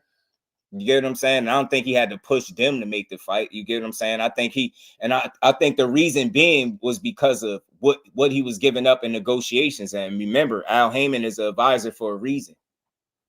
And I think, just my opinion, if that is any truth to him having to push as if they didn't want to do it, I think it's a lot of key factors that played into that. And it wasn't just, them not wanting to do it. You get what I'm saying? Like you talking about a guy that should have been his ass out the weight class. It's a lot of stuff to consider. And again, a guy that been advising for years on end, you got to think he know what he talking about. So I just don't know. But again, I just don't think, according to what certain fighters done spoke on directly about Al, that dude ain't stopping no fights. I never had Hades out of the division. Doesn't want the dang fight. I just don't feel it either, Kello. I don't. That's just me, though. We're entitled to see it differently, right? Y'all feel like they want it. I really don't. I feel like they want social media to feel like they want it. Respectfully, and why? Because they're so loud on social media and in the public about what they want. So I feel like that doesn't mean you want it, because you trying to convince everybody. And as long as the public believes that you want to fight him and that he don't want to fight y'all, and that's why the fight never happened, then y'all actually don't have to fight him. That's what I see. You know what I mean? Why is Tank not calling Al? Why would Tank have to? You know what I mean? Just flopping pay-per-view, and he think too good to make a phone call. He ain't too good to make a phone call. Oh, Marquis, what's good with it, bro? Good to see you in the building. Devin has to act like the B side, not Bud, and not the A side, or we not getting a fight, period. And again, that's a great point, Cuzzo. And the only reason that I ain't gonna say the only reason, I'm gonna say one of the main reasons why we did get the Bud Crawford and Spence fight, I think because Spence gave up way more than he probably should have, or initially intended to, or him, his team, his people. You get what I'm saying? I think they gave up more than they had to the point where, like, who all right, the great point by Cuzzo. Who in here felt like by the time it was time for the ring walks, matter of fact, even before that, but who really felt like Earl felt like the A side? You get what I'm saying? Coming out first, all that, it felt very different. A coin flip? I never seen. That was a coin flop. They gave that to Mike Tyson. I love Mike. He the reason I watched boxing. That was my favorite heavyweight back in the day. But man, that wasn't no coin flip. That was a coin flop, and he fumbled it terribly. Man, he probably was high, man. I might be on all type of stuff, man. They gonna get a coin to that man and let him flip it, bro. So again, my point being, who felt like Earl was really the A side by that point? Or you get what I'm saying? The guy, the champion, should I say, if you hate the term A side, who really, you get what I'm saying? He looked like he was the guy with one belt by the time the fight. You get what I'm saying? So I don't know, man. Again, you can't take that approach with a fight this meaningful and say you really want it, but your demands are not solid. You get what I'm saying? Sometimes people just need to be careful of how much they speak. Like, instead of trying to one up guys, man, you get what I'm saying? Cut creator, what's good with his Floyd limping or is this pocket heavy? Contact Al because Tank told him to, cuz that's the guy that can get the ball rolling. You get what I'm saying? Tank is 20 mil. How much Devin get? They don't even think that far, GM. They just heard 20 mil and they jumped all over it, bro. They just heard 20 mil and they like, see, never mind where they gonna fight at. Never mind why we. Let me say this to y'all, everybody in here. When have you ever heard anybody come out with an offer and the fight get made? And they telling you exactly how much they offer before the fight get made. When have you seen that? When have you seen it? And it's one guy coming out talking about what he offered. When have you ever seen a fight get made after that? You get what I'm saying? And we're entitled to see it differently. Yeah, we can see it differently, but Dev definitely told on himself a little bit. He definitely told his plans, great plans, because he achieved them. He stood on business, man. A hell of a fighter. Devon, appreciate you in that super chat, bro. Much love, bro. What does Devin possess that would have Tank so scared and nervous to fight him? No, I'm curious. And we ain't never got a box again. Well, I already been getting these bets, but now it's time for you to get your just due. I'll say this, right? Because I always try to get these fighters their respect.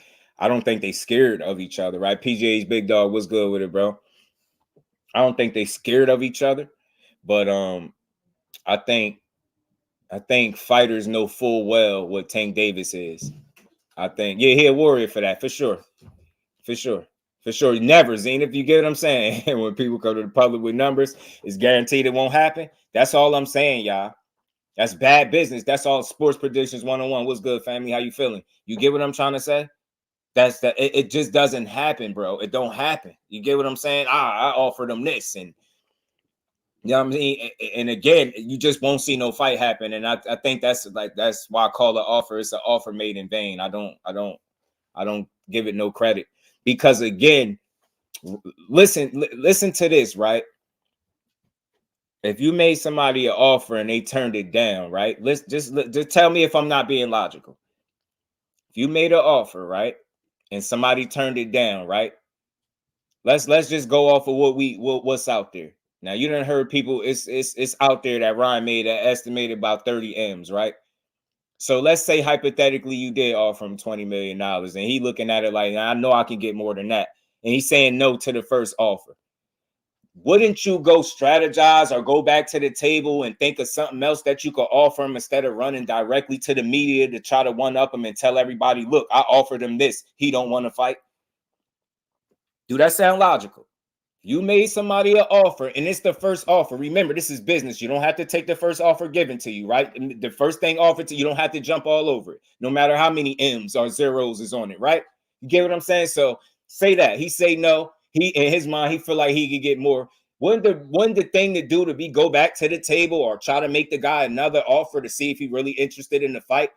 Or do you go right to social media and say, hey, look, y'all, I offered him and tell him exactly what you offered him? You could have just said, look, I made a very lucrative offer to the man, and he respectfully declined. The fact that the energy is none of that. It's all bullshit just to try to get people to look at him like he's less of a fighter than what he really is. Look, y'all, I offered him 20 million. The face of boxing turning down 20 million. Who turned it down? Come on, I know what's going on. I can see through that shit. That shit is see-through. Yeah, I should be able to see right through that. Come on, man. The proper thing to do, in my opinion, would be trying to go back and you know, maybe see if you can make him another offer that will influence him to say, you know what, I'm interested. But nah, that's not logical, right? That don't make sense. Nah, you either take the first thing I offered to you or you really don't want to fight. And I'm gonna go tell all the social, come on, man. That's not how fights get made, bro. It's not how fights get made. I'm telling you, when the Earl Spence and the Terrence Crawford back and forth calm down, we got a goddamn fight. When you see all of that posturing in the media and that one-upping of each other and trying to downplay the other guy's fights and accomplishments, it's different, bro. It's different. You're not telling me you want to fight. You just care about public perception. And you're going to make for damn sure as many people as you can convince that Tank Davis is not the guy, but my guy is, you're going to continue to do that. That's why I don't believe you really want no fight, because that's not how you get one. Yeah, let me just keep going to the media. That's not going to happen. You know what I mean? Salute to my guy. But look, like you said, I don't think he's scared at all. You know what I mean? But I think he might have some reservations, just like any other fighter. I think they know full well what kind of fighter Tank Davis is. And why I say that so confidently, because if you ask him who's his biggest fight, he gonna tell you. You ask Shakur who his biggest fight, and then you know the rest of these guys gonna follow suit too. If Tank is their biggest fight, then it's so on and so forth. He is the fight for these dudes, and they know full well what he is and what he brings to the table. So I don't know, man. I don't think he's scared, but you get what I'm saying? I just don't feel like and I'm not saying they don't want it at all. I don't feel like they want it the way the fans think they do. You know what I'm saying? I just don't see it. You know what I mean? The Cali boys, they different. Salute to John Wick. I hear you. Y'all punch the like button. I don't think it's excuses, man. It's just a conversation, bro. We just see it a little bit differently. And I mean, I think as long as the conversation is within logic, I don't think it's about excuses, right? It's a real conversation. When you having one, you can't think that everybody gonna see everything the way you see it. Like we gonna have, I don't even like to disagree, but I just say we got different train of thoughts, and it's all good. Like I don't knock it. You know what I mean? I want to see something more than trying to one up a guy on social media. I'm not impressed. I've seen the same old song and dance, bro. You got to show me something else.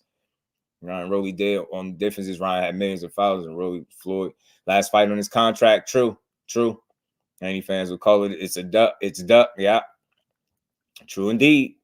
You purpose to the chick probably hollering at 5 different dudes at the same time, or do you make her choose you? Call Al. Talk to him, Cal. Talk to him, Cal. Talk to him. Salute to my guy, Devon. Appreciate you, bro. Talk to him, man. I'm just saying, look, you in negotiations with another guy, but you waiting for a contract from another guy. Something don't sound off about that? Y'all get what I'm trying to say? It's for social media to me. Yeah, I can't fall for that. I'm not gonna fall for the banana in the tailpipe. I gotta get that clip, man. I gotta get that clip, man. Tank need to fight an elite fighter. I don't think the excuses, man. Yeah, but he do. But I think even if he did, they still complain, to be honest with you. Same with the Matias BS. Yeah, they just act like we forgot about that, GM. We ain't forget. It's in them street stories that Haney fans would be eating up from Bill and crew. I'm telling you, Mike, that sounds familiar. I'm telling you, like, because with his hate flag on every platform. Oh, man, Tank is an A-side versus everyone. Did he send a contract to Dev or Shakur yet? I don't think that's going to happen, man. And again, I'm going to keep saying it. It's not going to be him sending a contract. I think we skipping steps. I don't think nobody just outright sends somebody a contract without no conversation, getting on the phone. Nobody. You get what I'm saying? Something. You skipping steps. No offer, no agreement, no phone calls, no sit down, no nothing. Just send a contract. That's us just being fans, man. We might want to feel like it's that simple, but I'm pretty sure that's not how they doing it. Who will lead the Haney fight? Yeah, they gotta stop saying that. Y'all putting y'all foot in your mouth. Y'all be putting y'all foot in your mouth with that. Because Haney literally is supposed to be in negotiations with Ryan Garcia, and y'all still complaining about Tank. So again, I just want to know this. I want to know this for the people that got an issue with Tank doing so bad and saying what Tank got to do. He wasting his prime years. His excuses this and send a contract that. How do y'all feel about Devin Haney being in negotiations with a guy that he knocked out? Literally, and called it a fake fight, an exhibition, and some more shit. Y'all have to stop doing that. I don't watch boxing like that. I don't feel like, it's make or break. He don't fight this guy next. I can't watch him no more. It's always a way to assess it. When it's all said and done, if all of those names are off your resume and you have fought none of those top tier guys that none of the people wanted you to fight, then there's a conversation to be had. But what people are doing because of what you've seen, and I don't knock y'all completely, it's you going off of what you felt like you seen, but y'all just predicting the future and making it seem like none of these fights can happen and it's just going to never happen. And then y'all all assuming that it's the guy's fault because he put more asses in seats, man.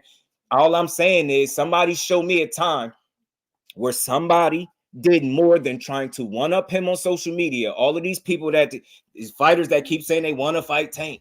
You want to fight him, but what you going to do? I don't want to be a broken record in here. I'm just tired of hearing that. And then they be like, just send a contract. He's A side.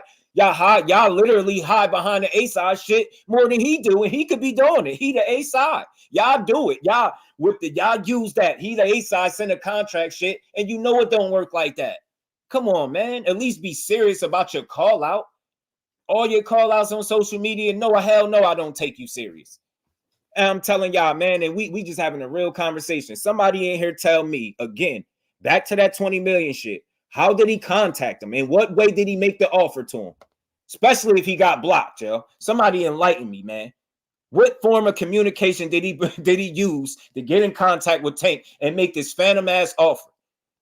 It's so real. You can't even guess what he did because it didn't happen. That shit is for social media, bro. This is the same guy that just framed Subriel Matias as a duck. R.I.P. to Maxim, bro. But this is the same guy that caught a body, not making light of the situation at all. This is the same dude. You get what I'm saying? That they framed as a duck the minute they got up there. Y'all gotta make it make sense, bro. And y'all telling me that I'm crazy for having some reservations on believing a $20 million offer when I just seen you frame a guy that wants to fight literally any and everybody in Matias. And we know this. The dude is literally, he is beast smoke at 140. You get what I'm saying? Like, he ain't running from nobody, ducking, dodging. And then first thing they did when they got there is $4 million offer. Do it sound familiar? Oh, he turned down we made $4 million. He wanted $4 million. Come on, man. Come on. All these bogus. And then when the guy got you on the interview and you on that panel and he asked you, who did you speak to? You didn't even remember the guy's name. You tried to get him to say who you spoke to. Are you serious? Come on, people. What we talking about? If I'm on the phone discussing millions of dollars, you would at least think that I remembered the guy that I talked to. Does that at least sound reasonable? We're discussing millions of dollars. You conveniently remembered that he turned down $4 million, but you didn't remember who you spoke to. You can't make this stuff up. I don't got no hate for nobody. That's just bogus activity right there. You don't move that way. That's wild. Frame the man as a duck and basically had to reel it back. It was too late because you already had it out there. I literally seen Matias duck Devin Haney videos. That's wild. That ain't how you do business. All that shit be done in the public, man. That's not how you get the fights done. You know how I know it be BS to some of this shit, to most of it? Because when it was time for him to fight Regis, he said one thing and one thing only. I contacted Eddie Hearn about Regis' program. And what did we get? A fight. But even with that, it was a bunch of bullshit and Regis was mad for a minute. They had to switch dates and all of that. Come on, man. When he wants a fight, he goes and makes the fight. Look at this man plans. Look at his New Year's resolution, bro. When he wants a fight, he goes and makes it. He literally manifested his last 2 wins, bro. Regis and Lomachenko. He literally manifested it. He's showing you when he wants a fight, he goes and get it, bro. So again, where was Tank at in all of this shit? That's what I be saying. Y'all just keep saying it, bro, because y'all falling for the banana in the tailpipe. The man literally told you what his New Year's resolution was, to fight Lomachenko, go to 140, be a champion. He did exactly that. None of that shit had nothing to do with Tank. You can't make this stuff up, bro. You can't make it up. That's all I'm saying, man. That shit, the fact that they did that to Matias so fast and immediately like that tells you everything. That shit be for show. When they go to the media with all these numbers and all these bogus offers and all, he turned down this, he turned down that. First, it was $4 million for Matias. The man ain't never made $1 million, but somehow he gonna demand $4 million. Come on, bro. Damn, y'all crazy. Then that ain't enough. We gonna move from that to Tank. Turned down to y'all not saying the same old song and dance. They literally framing people for ducks all over again, and y'all cool with it. Now it's Matias. It was Lomachenko. You get what I'm saying? And they proved it to your face that they never ducked him. It's like everybody y'all framed for a duck never ducked him. I ain't never seen nobody prove undeniably, no fighter that y'all told me ducked that man ducked him. I can't tell. I don't see it, bro. Maybe Tio. Maybe Tio. I don't know. Jury's still out on Tio. I don't know. I don't know. Maybe not, though. You know, Bill got to do his media run. Next gen, what's good with it, bro? Tank fought more champions than Devin. Bang. Bang. And I had that graphic up a while back, Philly Rock. I had that up. And look, I love boxing, bro, but I just don't believe everything somebody tell me. Why? Because it's boxing, bro. And all these dudes do is lie. He wouldn't be the only one. That's all these dudes do is lie and stretch the truth, bro. I just ain't no fool when it comes to it, bro. Frank Shakur is a duck. Tank is a duck. Subriel Matias is a duck. Lomachenko's a duck. Teofimo's a duck. My God.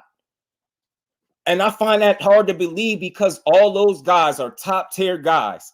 But let me get this straight. Jojo Diaz, Gamboa, Cambosis, all of these dudes got the heart to get in the ring, but all of these elite fighters are scared. That don't make no type of logical sense at all to me. At all. It just don't. That shit don't. Shakur ducked him is fucking hilarious. This damn New Year's resolution right here tells me he ain't had nothing to do with Shakur. Shakur ducking that man is crazy.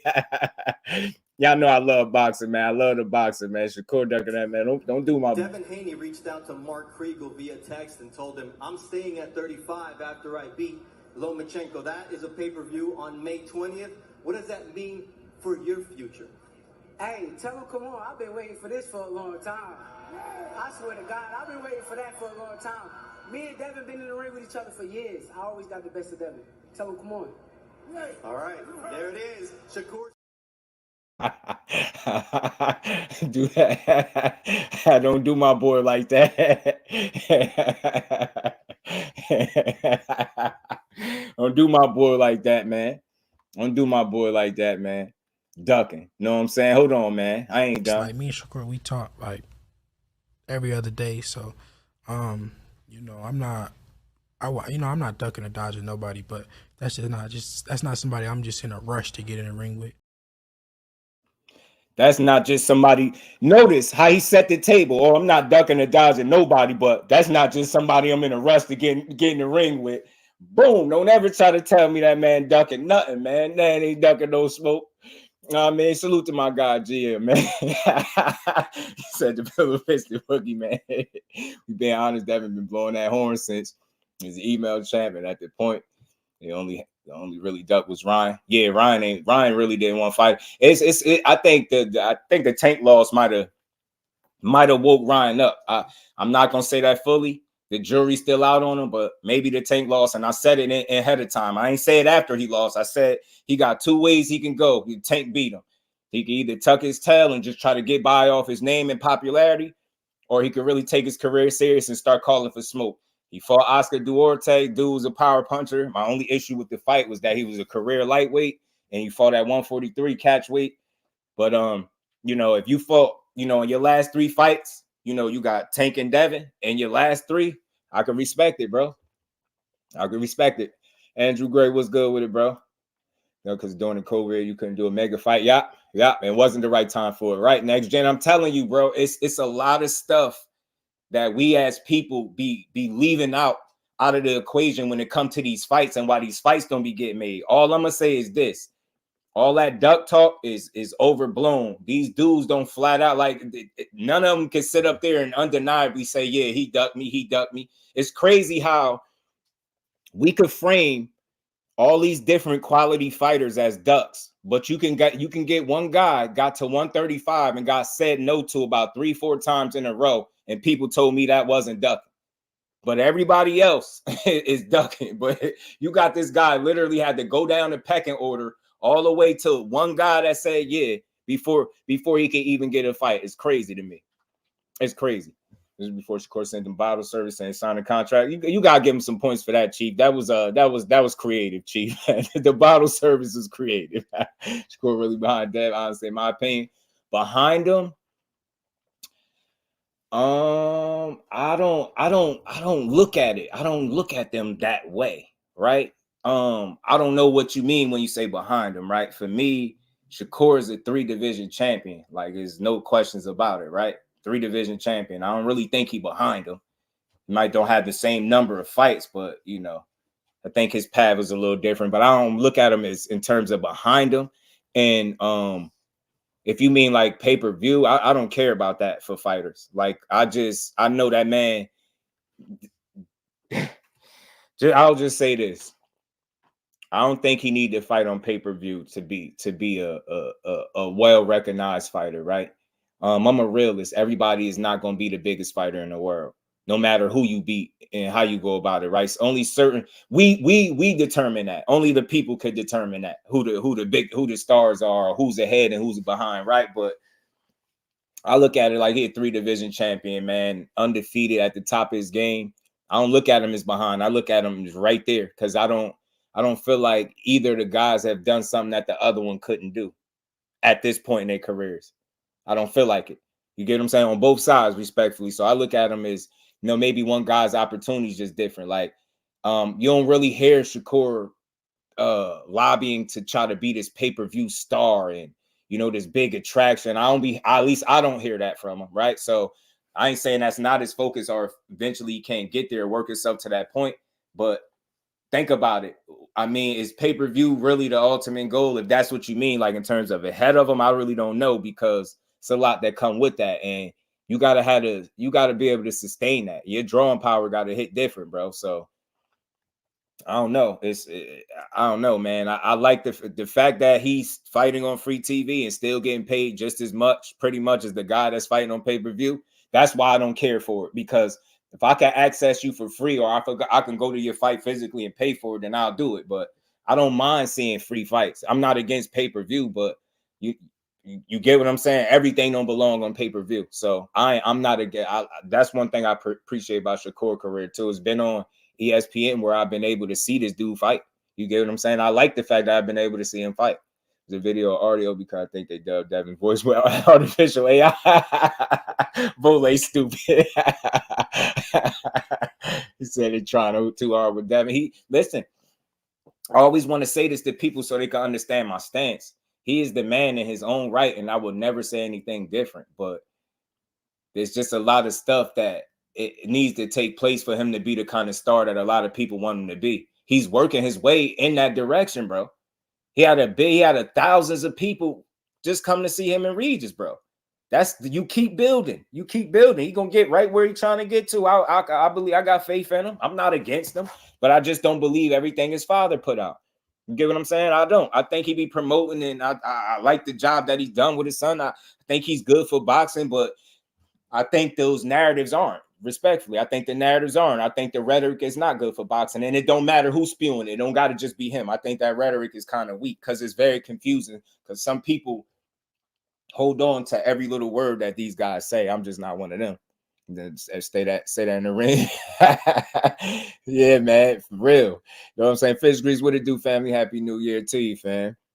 You already know, man. Much love. Oh, you said, God willing, a new edition will be here in September, man. Congrats, bro. Congrats, man. Congrats to you, man. Happy New Year, bro.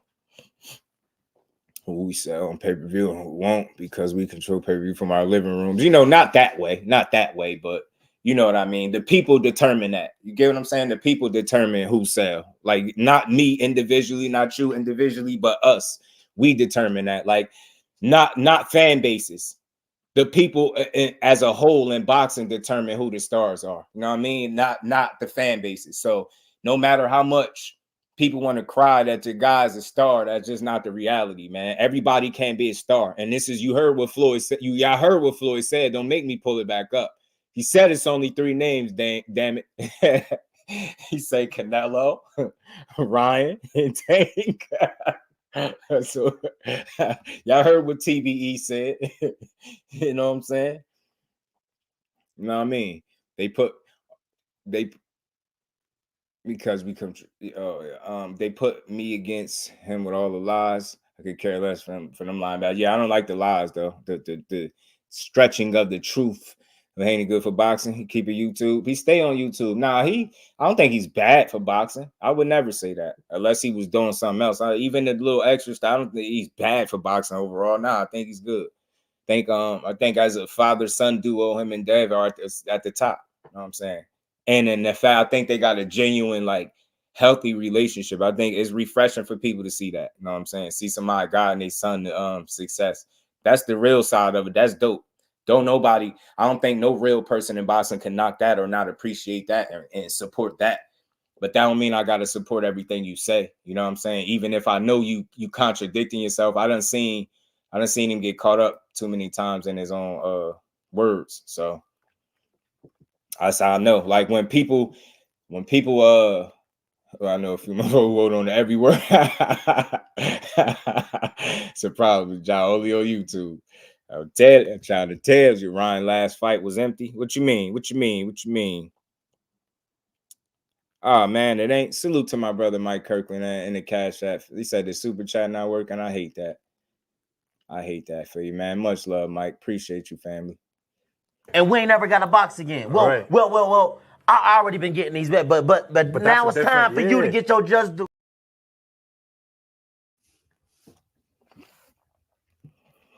Boxing will be boring as fuck without Bill. I'm just saying, nah, Bill is funny, bro. Hey, listen, he could be funny too. You can't say all bad. Like I just pointed out the stuff he do that's good. Listen, I ain't even trying to say no bad guy at all.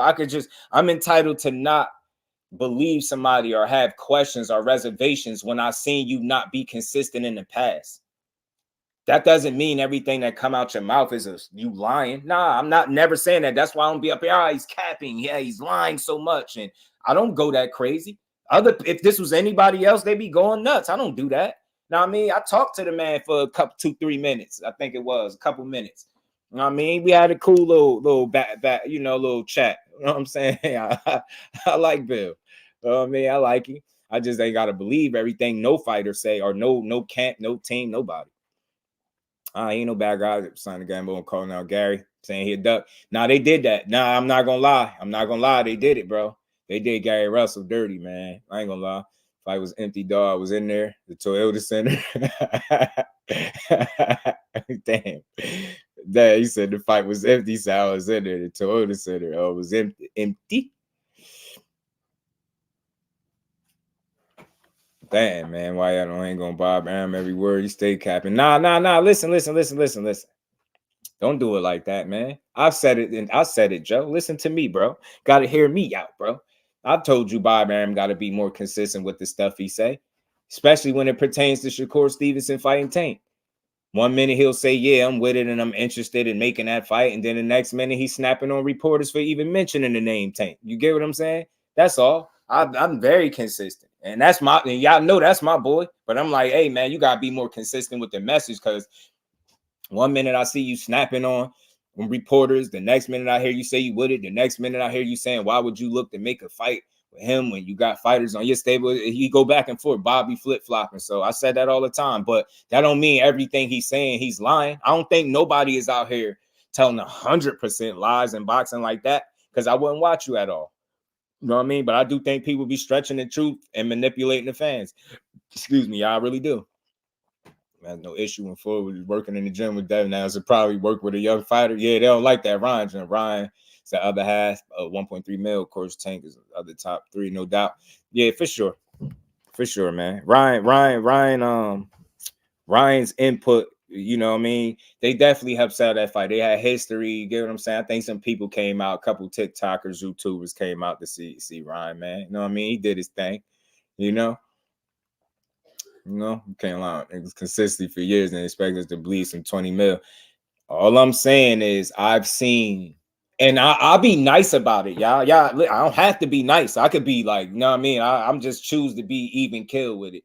I've seen inconsistencies and different things being put out over the years that gives me reservations with believing a God that I know might have 3 different hats on at the time that we hearing from him. And respect to him. It could be tough to juggle all them hats, and maybe you find yourself slightly answering the same question a different way. You know what I'm saying? And I think I'm a guy that's going to pick up on that. So I'm not watching that dude to see, wait till you can't wait to see what he lied about. I don't do that. I support people. And if I hear something that sound like it's not 100, then I speak on it. But I don't go overboard with it. You know what I mean? I don't go overboard with it. I think dude is cool. I mean, oh yeah.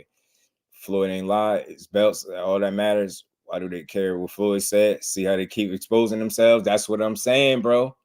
And they feel like he's taking shots at all these different fighters. I just didn't look at it like that. I think he was being genuine to what he was saying because he didn't just throw that out there and stop there. He explained it, like what it takes to be a star. And he was like, I would know. Like it's you got to be all around. It ain't just money. It ain't just belts. Is he lying? You got to think about, is he lying about what he's saying? I don't think he's lying. Get what I'm saying? Dudes get belts and they turn into divas. George Kambosos is one of them. Turn right into a diva. Teofimo Lopez beat Vasyl Lomachenko and turned right into a diva. You get what I'm saying? Them belts could be a gift and a curse. So again, some do, and then listen to what he says. Sometimes you got to know when to speak and not when to speak. I know it might not sound like much, but tell me if he's not lying. How many times have Teofimo, prime example, put his foot in his mouth for not knowing when he should speak and not when to speak? Him and his father going back and forth. Y'all remember that?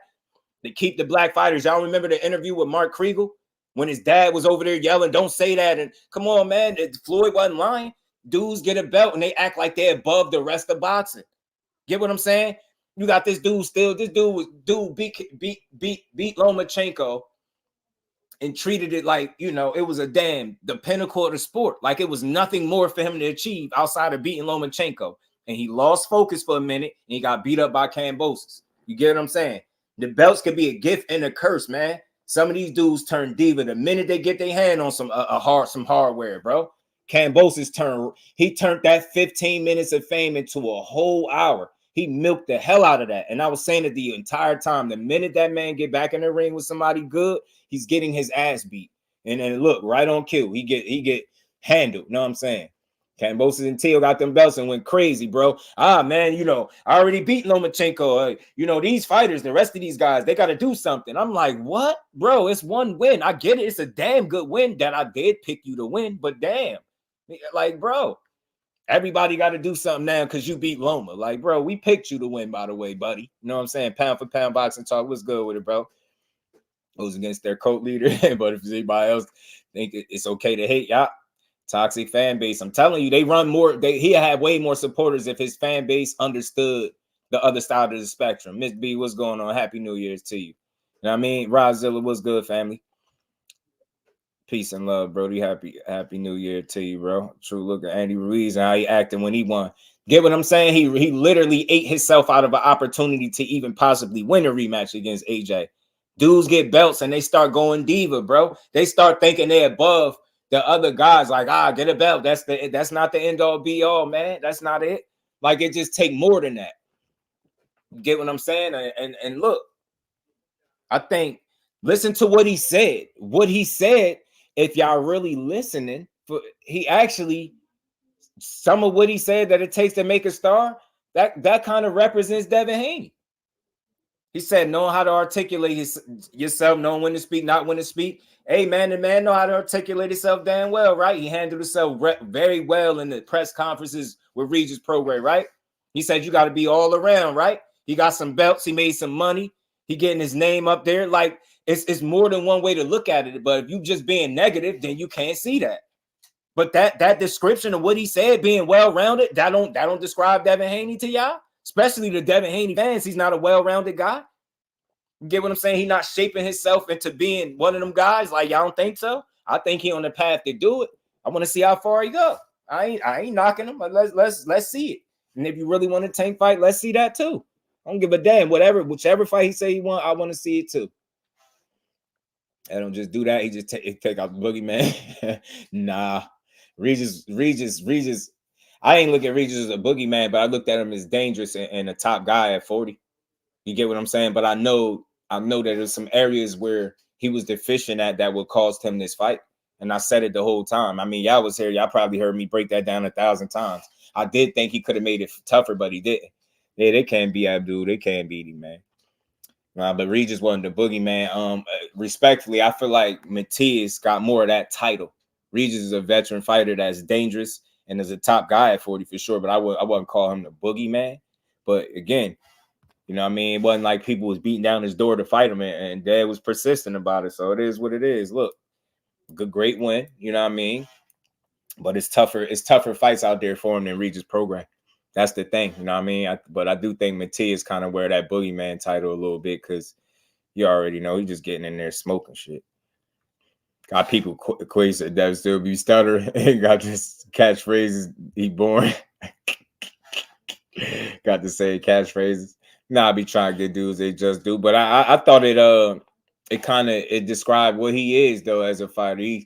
He's more round. He's not just a one one thing, right? You know what I'm saying? And I think they building into that, and they doing a good job. But I think the only resistance I got toward the job that they doing is just that fluff, man. I call it fluff to be nice, man. But other words, fluff, aka bullshit. Know what I mean? Other than that, he's doing a great job, bro. He's becoming well-rounded, right, Barber? He is. He's doing a good job. He's doing a good job getting his.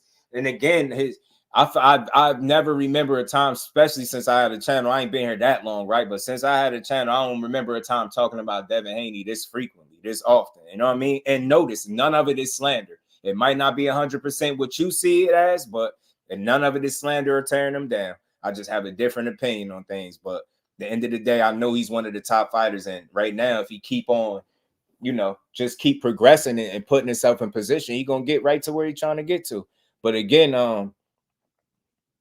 if you really are who they say you are, then you don't need this bells and whistles, the smoke and mirrors. You don't need to frame people as ducks.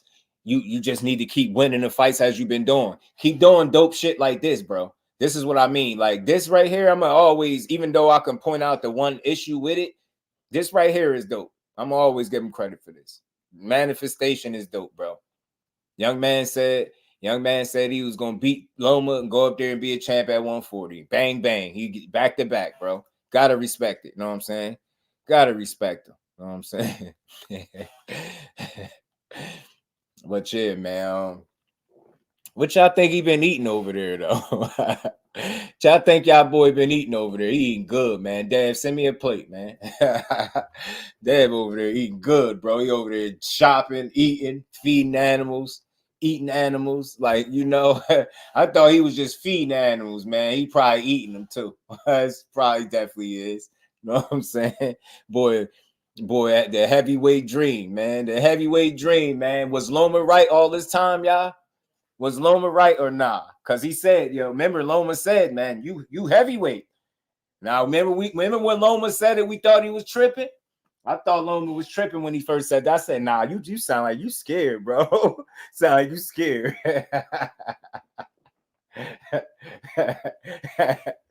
He said, Crustables. Nah, he ain't this big though, yo. He ain't. Yeah, this is definitely Photoshop. This one is. I couldn't find the right one though. I used to call it. She said that's Photoshop. Nah, but he look about 170. Not in this picture though. This picture he look extra big. You could tell though. You look right up in the face. He ain't that big, bro. I seen him. He look like he chilling though. You know what I'm saying? He look like he chilling, bro. Out there eating them animals though. Don't lie though. He out there eating them animals. And now Dad done got big now. Dad out there living, bro. He about to get back on it, man. He about to hit that snack. He gonna be snack strong again. Don, what it do, my guy? How you feeling, bro? Yeah, it has to be Photoshop. Yeah, this one is. But he posted one though. He's just bigger, but not that big though. I hate Photoshop. You could do this with anything. I really don't like Photoshop, yo. I don't like playing like that. I couldn't find a regular one, man. He tank until he opened his mouth and tells to change until then he tank. He did change. I do with heat is his final form. Barossa, what's going on with it, fam? Yeah, and the real pick, yeah, this one was dumb. I didn't like this. I wanted the real pick, y'all. I really did, but I don't be on it as fast as everybody else. So I think it was in the story. I don't know. I don't be looking, but I seen this one. And I make a little joke, but I call him the heavyweight dream. But it's Loma, that's what Loma was talking about. Boy got his weight up. You know what I'm saying? Dead and got his weight up. He said Haney looks 50 plus years old. That picture. That's the tucked in. That's because the shirt tucked in. You gotta untuck the shirt. You untuck the shirt, then he won't look like that. It won't look like that. Salute the Dev though, man. I don't want to leave that up too long because that's not the original and that, I joke, but I don't want to keep that up there. But this is him and Ryan been going back and forth a little bit, man. And they posted Dad posted their text messages, man. He told Ryan, Floyd can't save or help you. Ryan said, cry me a river. They funny as hell. Damn, not on Snack. He on Mills. Yeah. definitely ain't no snacks. He getting good. He eating good over there though. Yeah, Rob. That one is photoshopped. I tried to look for the original first, but then I seen that one. I said, this would do. I wasn't gonna let y'all, out of here without knowing it was photoshopped though. Isn't the weight is just he gained so much so quickly. Yeah, 4 weeks ago. Yeah, he picked up a lot of weight fast. And Zena, remember, he was honest about that. Remember, he said like since moving up, he picked up a lot of weight faster than he thought he did. And I think that could just be his body responding to him finally up somewhere where he feels healthier. So now that you at 140 don't mean your body gonna stop growing, right? And he's still growing a bit. I think that's what that is. Still growing a bit. See why he needs to fight Tango 135 same day weigh. And man, I'm telling you, that Dev on ride bumpers. Yeah, hey, let's see it, man. But would you judge your co-leader? I was supposed to name if he had one. Said why anytime he smell good, he blow up. Yeah. Crimea River don't even make sense in that situation. Hey, GM, I was trying to let him slide too, bro, but I didn't know what he was talking about. I was like, Crimea River? That's just Ryan being Ryan. Ryan, Ryan a little strange. That man a little strange. You know what I mean? So he said Floyd can't save or help you. I don't know. I think Floyd funny as hell though, because I think it's funny that the minute that they in negotiations or whatever to fight, man, they find themselves linked up together. I ain't never seen them out hanging. They out there hanging, Ryan out there throwing punches at the camera.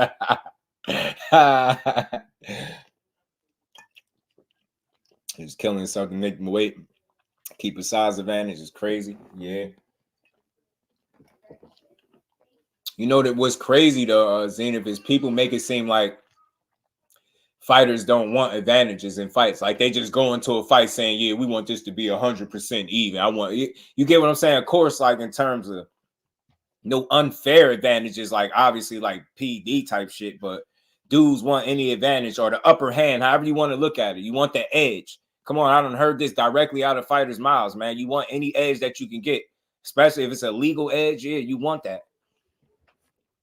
You want that. He said he's scared. Man, I think what I honestly think about that, Zainab, I think realistically they know that the more you go up, obviously guys get bigger, stronger, more physically imposing, things like that. It just get tougher. And I think they trying to strategically, like, maneuver and work themselves into a position where they, not biting off more than they can chew. And I think being that he's not the biggest puncher, that you want to be smart as to how you maneuver up these weight classes. You know what I'm saying? And I think that's what they've been doing. You know what I mean? But obviously, yeah, dudes want advantages. It makes the fight more interesting. There's Crime Jersey hating on Ryan being with Floyd. Yeah, they don't like it. He said Floyd can't save you or help you. Ryan said Crimea. That's probably why he said Crimea River now that I think about it. Because he probably looking at it like, bro, you just mad. Like, you know what I mean? Why you in my DM right now? Or matter of fact, they text. This DMs right here. That little water way super unhealthy for your organs, fam. Yeah, he said it's gonna catch up to him. Said Floyd put him on game. I knew the mole was in the camp. Hey man, you seen what's the name with the mole? What's his name? Jean Jacket Joe was seen with the mole, bro. I think that mole story has some legs to it, y'all. I think the mole story has some legs. Jean Jacket Joe was spotted with the mole. I forgot his name. Eden Bat. He got a strange name. He got a one of those names. You think Ryan Shakur destined to be PBC fighters? You know what I think? I think it's certain fights that Bob Arum could potentially try to offer up to Shakur to get him to stay put. But I just hope, like he said, like he just want to like weigh his options when it's all said and done. And I think that's what he's supposed to have one more fight on the contract. And it seemed like he interested in fighting Emmanuel Navarrete.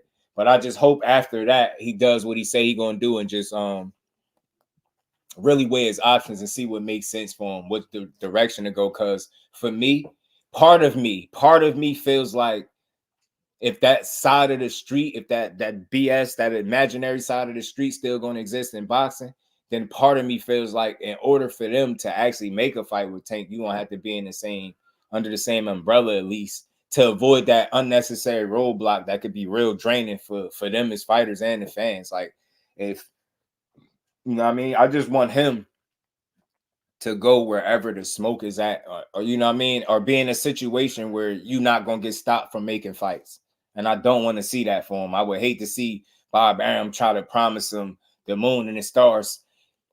To my understanding, somewhat of how he did with Terrence Crawford, you know, guaranteeing him certain fights, and then he wasn't getting them. And from what I hear, he had to pay Terrence Crawford more money each time he didn't get him a premium opponent or something to that effect. So if that's factual, I just don't want to hear or see Shakur in a situation like that where you can't make fights that people really want to see.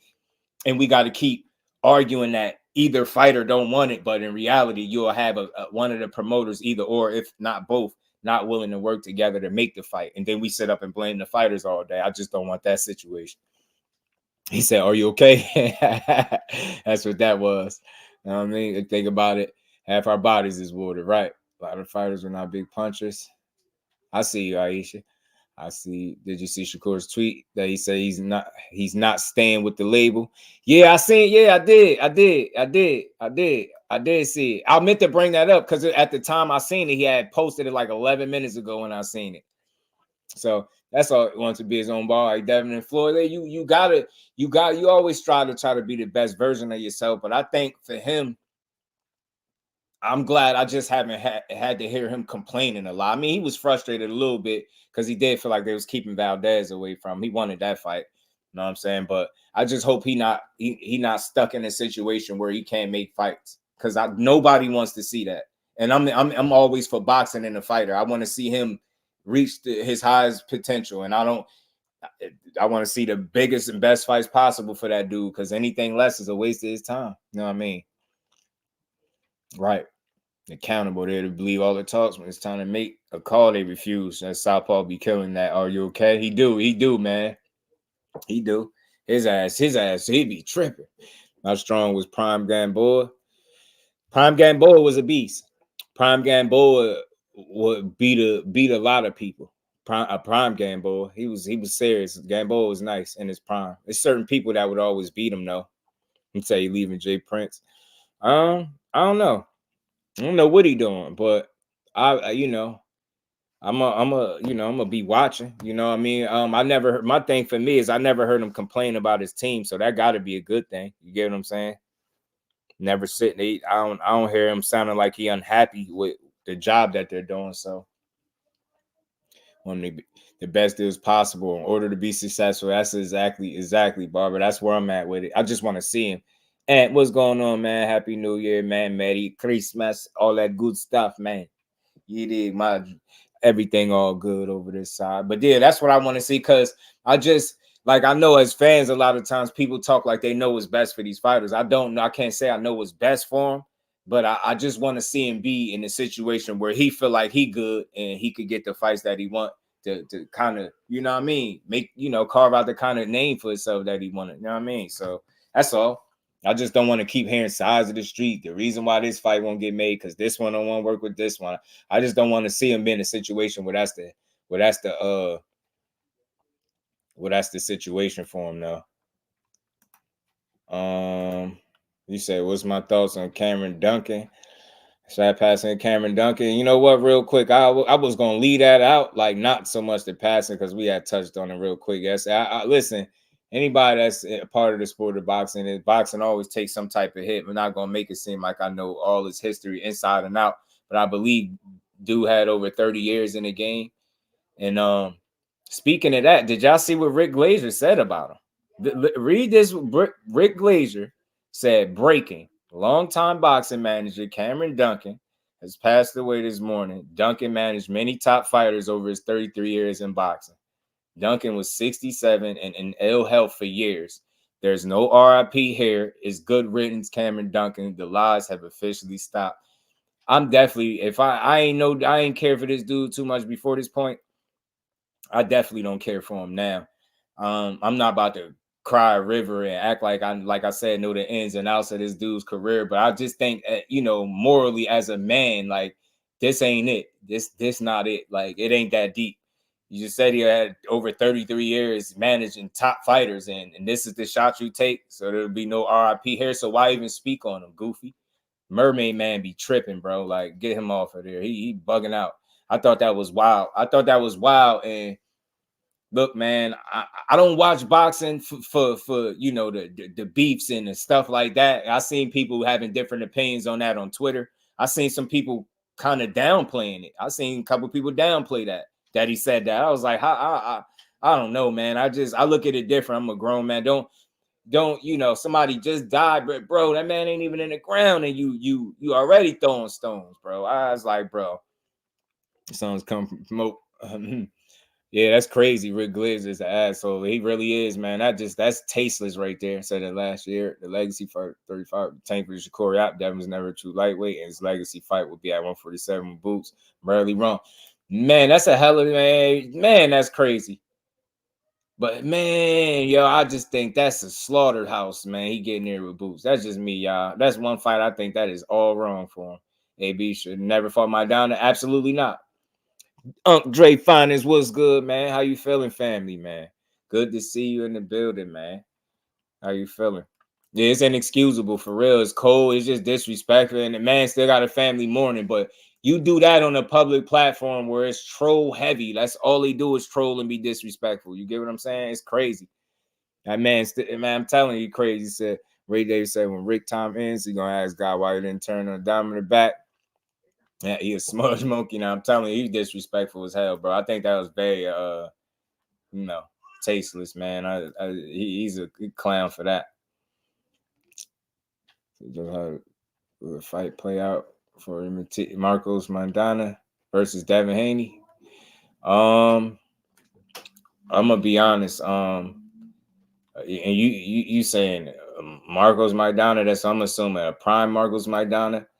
Listen, from us, man, that's why I like to hear, man. You doing good. That's why he said ask Jay Dixon, man. He was through here too. Salute to my guy Jay Dixon, man. Man, that's crazy. I believe you though, cause I know you be cooking, man. But that's a hell of a like to kind of guess that, cause that's crazy to think about. And when you really think about it, that's how I know you be paying attention for you to even think that far ahead like that. Cause look at some of the stuff that's going on. Salute to my guy Dre, man. I agree. Boots will be a good fight. I think he gets smashed. I think that's just too much. But maybe if he acclimate, get that 3 fights at 47. And I don't think he ever beats Boots, but that's just me. That's a dangerous fight because I really don't feel like he'll have no advantages. And you're not going to convince me that a guy with no advantages is going to have that much of a chance to win a fight. I don't see no advantages. Like when I say none, I mean none. Like not nothing.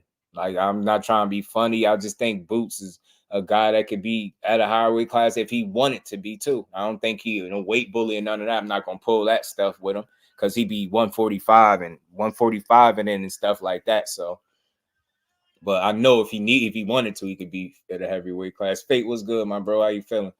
You mad Cameron told on the NBA? Yeah, right, Bole. I just think that's low. Like, damn, bro. Like, yeah, I don't know, man. Twitter turned people cold. I don't know if they turn people cold or people just go there to be crazy. But I see so much disrespect. That's why I barely post on there. I hate it. Like, it's drained. You get right up there. All I see is people disrespecting boxers. A fighter could post a family member passed away. A fighter dude get right in the comments, start talking crazy. It's like, man, y'all some weirdos, man.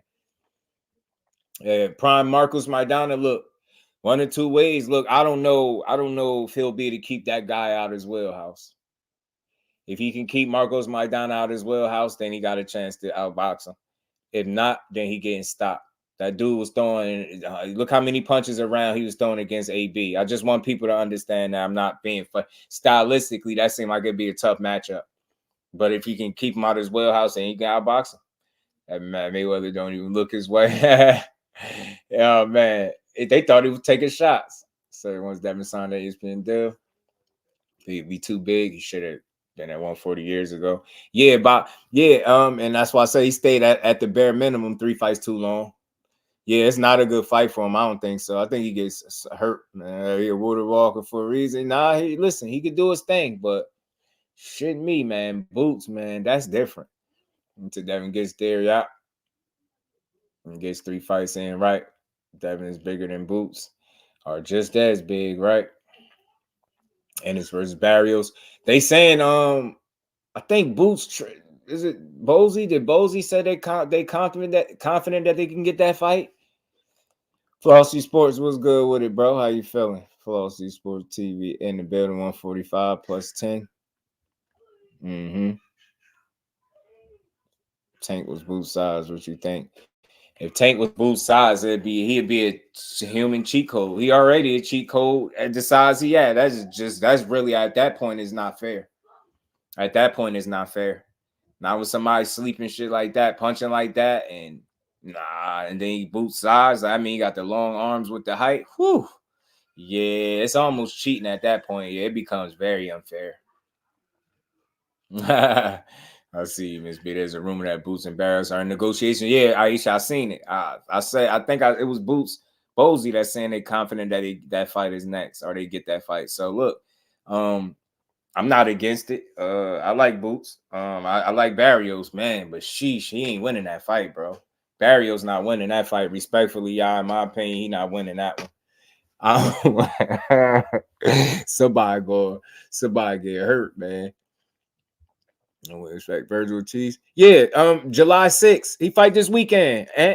Virgil fight this weekend, bro. I'm gonna talk about that before the week out too. The only reason I ain't talked about it all week on that type of level, because it's not the biggest fight. It's a comeback fight, but you know, when he get that opponent, we're gonna talk about that joint all week. But Virgil coming back this weekend, bro. What is it today? The 3rd? Yeah, Virgil fight Saturday. He fight Frederick Lawson. Boots lost his Showtime deal. Now he lost his manager. I hope his career is not halted. Yeah, that's weak, man. That's weak. Tank was the size of Devin. We having these conversations. No one want him. That proves they want, because it's Devin's size.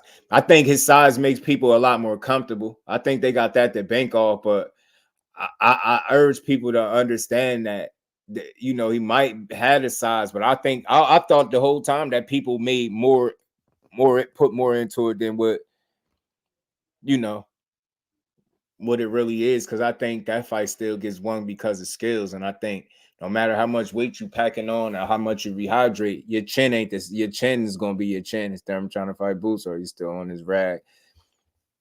Last I heard, bro, like I said, Thurman had a bicycle accident where he mistakenly ran into a pole and he had swelled his eye and shit up, his face and all that. So Thurman, I don't know where he stands currently at this point, but the last time I heard, that was the situation with him. Boots and that Barrios matchup. Yeah, I got Boots stopping Barrios. Got him. Maybe take him some rounds, 6 to 8. But man, it's gonna be a tough fight. Tank and Devin was the same size. No one won it. Absolutely, I don't think so either. I don't either. I don't, because you know why I feel like that? It's based on how I'm seeing people respond and react to the two guys being a weight class apart, and how they're talking and what they sound like they expect, and the stuff that they expect is the shit they expect is, I don't know, it's not really.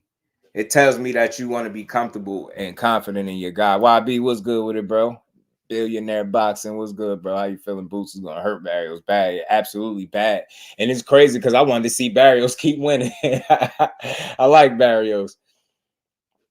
Paul. No, he said, how do you mistakenly run into a pole? You either don't or you do run into the pole. What the hell? What the hell, bro? Man, you got to. He obviously didn't do it on purpose, right? So we want to say, instead of a mistake, you want me to call it an accident? He had a bicycle accident. There you go. But he mistakenly ran into a pole because he went to flip his hood up. His hood covered his eye. He went to remove the hood from his eye and ran into the pole. So that sounds like a mistake, an accident, whatever you want to call it. Same difference. Billionaire, I agree with you. Just do Devin can't match with Boots. It's a terrible style matchup for him. It's terrible because he don't have no advantages nowhere. YB. I know that's hard for people to, consider, but he don't. He don't. Kalani, what's good with it, fam? How you feeling? He don't. It's tough. It's tough. Boots is different, man. That style matchup would be tough. Y'all hated the Dev Thurman fight, but when it's Boots, y'all want to see an active Thurman. Nah, no, we don't. No, we don't. We just want to see Thurman back in the ring. But again, I know a little bit more than what people know. I just certain shit I can't speak on because people don't be putting it out there, and I'm not gonna be the one spilling people beans for them. But that Thurman situation it's y'all just would be surprised. But look, go ahead and chase Keith Thurman. But that puts you in a dangerous situation because once you enter 47, the only person people want to see you fight is Boots. I ain't mad if he go chase Keith Thurman. You got to respect that. Keith Thurman got one loss. He about 35 years old. He fit the bill. You know what I'm saying? He fit the bill. He a former champion. He still got a name. People respect him still to some degree. You get what I'm saying? He fit the bill. John, what's good within the super chat? Appreciate the love, fam. He said, why would we care if Tank and Devin's size, he wins regardless? Devin has more skill than Tank, like it or not. I don't think he has more skill.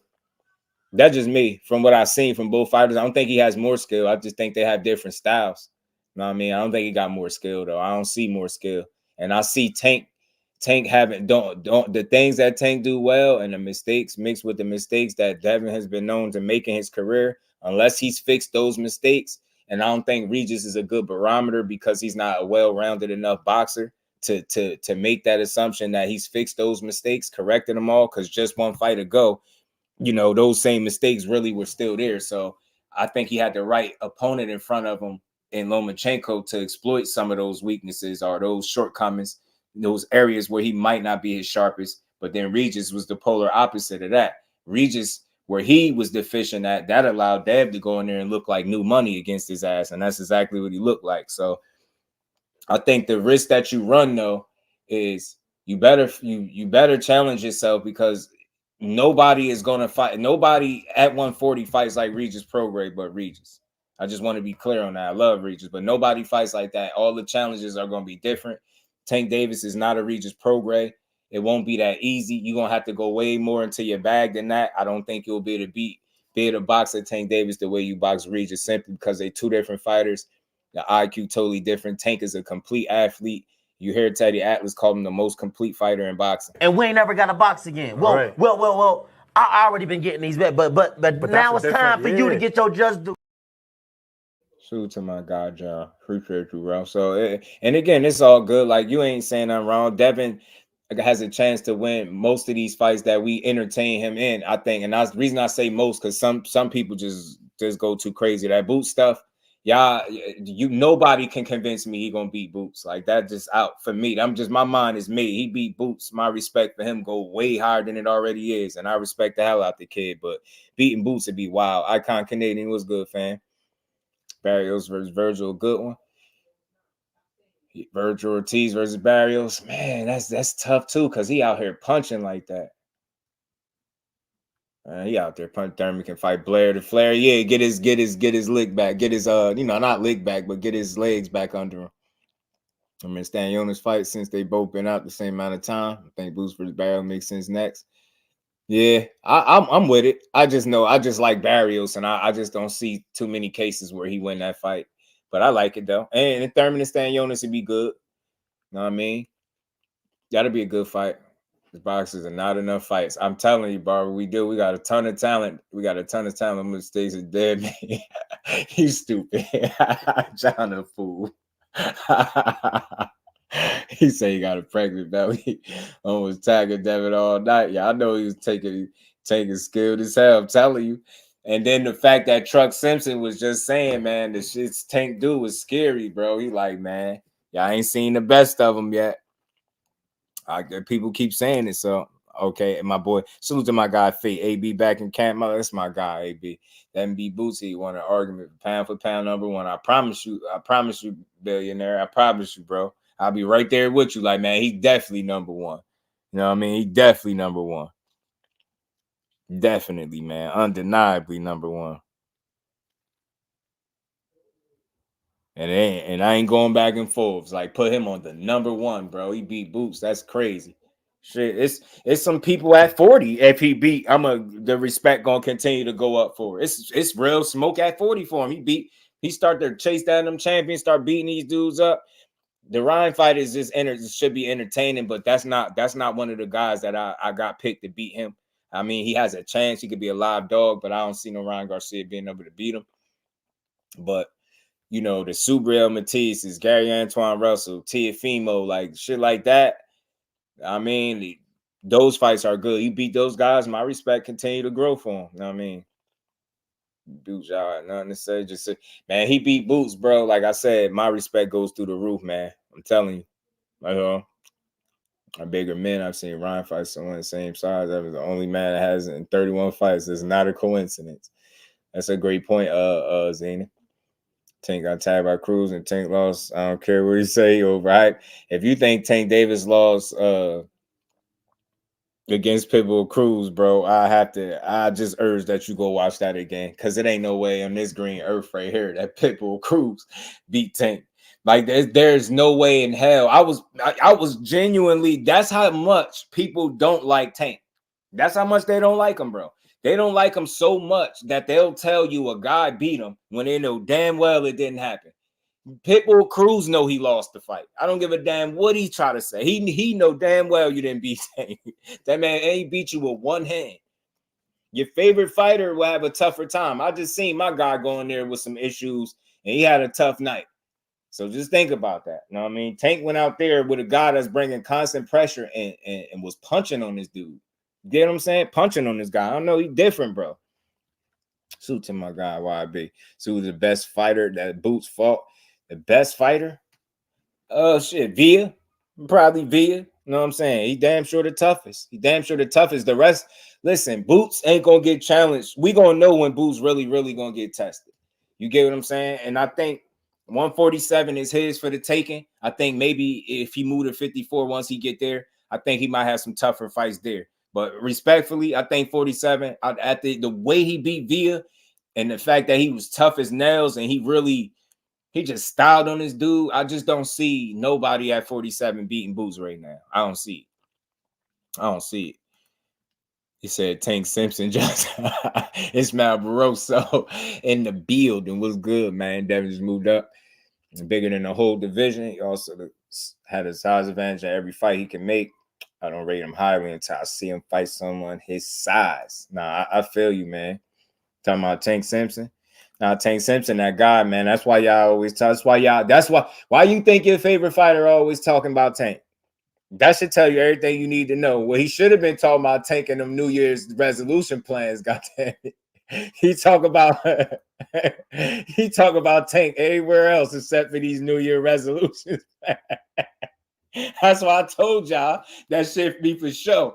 This was a private moment right here that he wrote, man. This was a private moment that he shared with us, and we respect it. But in this privacy of his own home and his own devices, had nothing to do with Tank. But in the media, it's Tank, and some more Tank. Oh yeah, did I say Tank? Tank Davis. Like they don't stop, bro. They're going to say they ducking. Yeah, if they do that, I'm gonna be disappointed, bro. They already did it with Subriel. We don't want to see it. Guy, he got knocked out a year. Who? He's about 6 feet. Who that? The guy he got knocked out of the year on was about 6 feet. Oh, you talking about Ab? What was his name? Something like that. Abdullayev or something. That guy. You talking about the one he threw his shoulder out and when he his man threw a knockout punch and threw his shoulder out. That man threw a knockout punch and threw his shoulder out of commission. That's crazy. He put everything into that. He said, you go to sleep. Dad did sleep. And we ain't never got to box again. Well, I already been getting these bets, but now it's time for you to get your just due. John, salute to my guy, John. My son over there just screaming for no apparent reason. These cats be lunching, you dig? Right, Dre, I ain't hear that in a while, lunching. I ain't hear that in a while. Be a true warrior, Mike, he is. Deuce goes to 154. I'm guessing that Virgil Ortiz goes to 60. Nah, well, we guessing Bole, he better stay his ass right there. Don't try to go up there. Nah, don't do that. Don't do that, because I already disappointed at Virgil, because I felt like Virgil, was going to be like that fight for Boots that people going to have to respect him when he won it, because Virgil, I think, was going to keep winning at 47 too. And I feel like we got robbed of the opportunity, unfortunately, due to his health. You know what I'm saying? But nah, I want to see it. I would want to see it. If he try to go to 60, man, I'm going to be mad as hell. You better not stay put. But you know what's funny? It's funny that you said 60, bro. Right. Right. Listen to this, though. I think this was, do I still got this in here? Yeah. Now the way it is, he's definitely not a welterweight. He's so big, man. He's big, yeah. This kid, honestly, me personally, I would have even tried his first fight back at 160, just to get him back in there. You know, this fight's at a catch weight of 156, which is still, you know, he'll have no problem. We checked his weight, and he's not heavy. He's really good. He's very disciplined. But I wouldn't have minded even 160. He's big, strong. He's probably bigger and stronger than most of the 160 pounders. So I think he could also compete at 160. But 154, I think, is perfect from what I understand. Golden Boy, they're already working on something big, you know, big fight, maybe a title fight, something to a point where he becomes champion, and then we make a decision if maybe we could go straight to 160. But a title 154 would be awesome. Would be the ideal thing.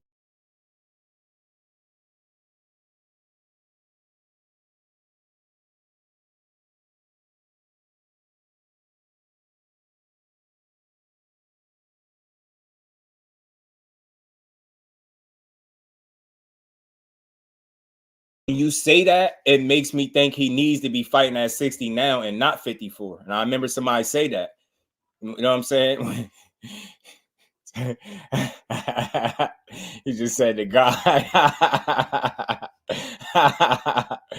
Damn, where's Tank name at? Hey, IB, man, that's what I said, bro. They thought I was reaching.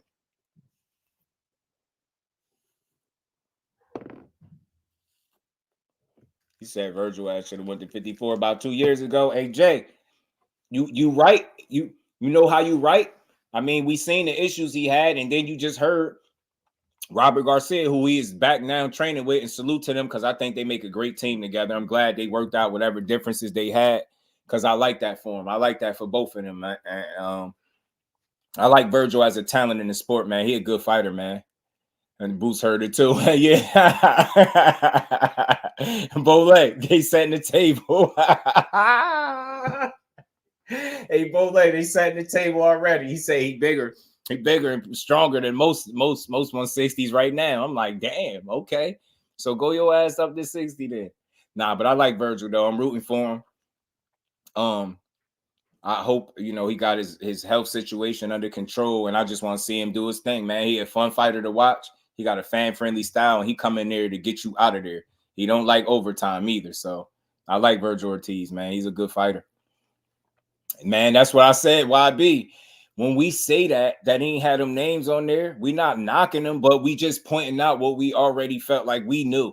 For the people that felt like those dudes wasn't in the plans, at least not at 35, that resolution tells you exactly that. If you still arguing that they was in his plan, they was in his plans at 35, you clearly just being a fan right now. You are. Like, it's no way somebody gonna write out a resolution and actually execute it, and then you still gonna tell me that other dudes was in the plans when he clearly said this was his resolution. That's wild. Oh man, their names were up there, man. I'm trying to tell you. I like Virgil too. I never felt like he wanted that boot smoke though, for real. You know what it is, Jay? I be feeling like, and this is just my opinion on it, right? I be feeling like guys had plans, right? And when you look over at a Boots ENNIS, right? Now, just tell me if I sound like I'm talking crazy. I think guys had plans. And when you look at the talent that Boots ENNIS is, and you look at a Virgil Ortiz, stylistically, Boots would be more of an issue for Virgil than I think Virgil would be for Boots. You get what I'm saying? Boots would be more of an issue for Virgil than Virgil would be for Boots, in my opinion. And I think if I can see that with my 4 eyes sitting at home, you know, you got guys like Robert Garcia that have been around boxing for a long time, and that's a pretty honest dude. Despite whatever he say in the public, this is the same guy that said, you know, if he would have beat, damn, who did he lose to? Corrales. If he would have beat Corrales, he probably would have got the Mayweather fight next.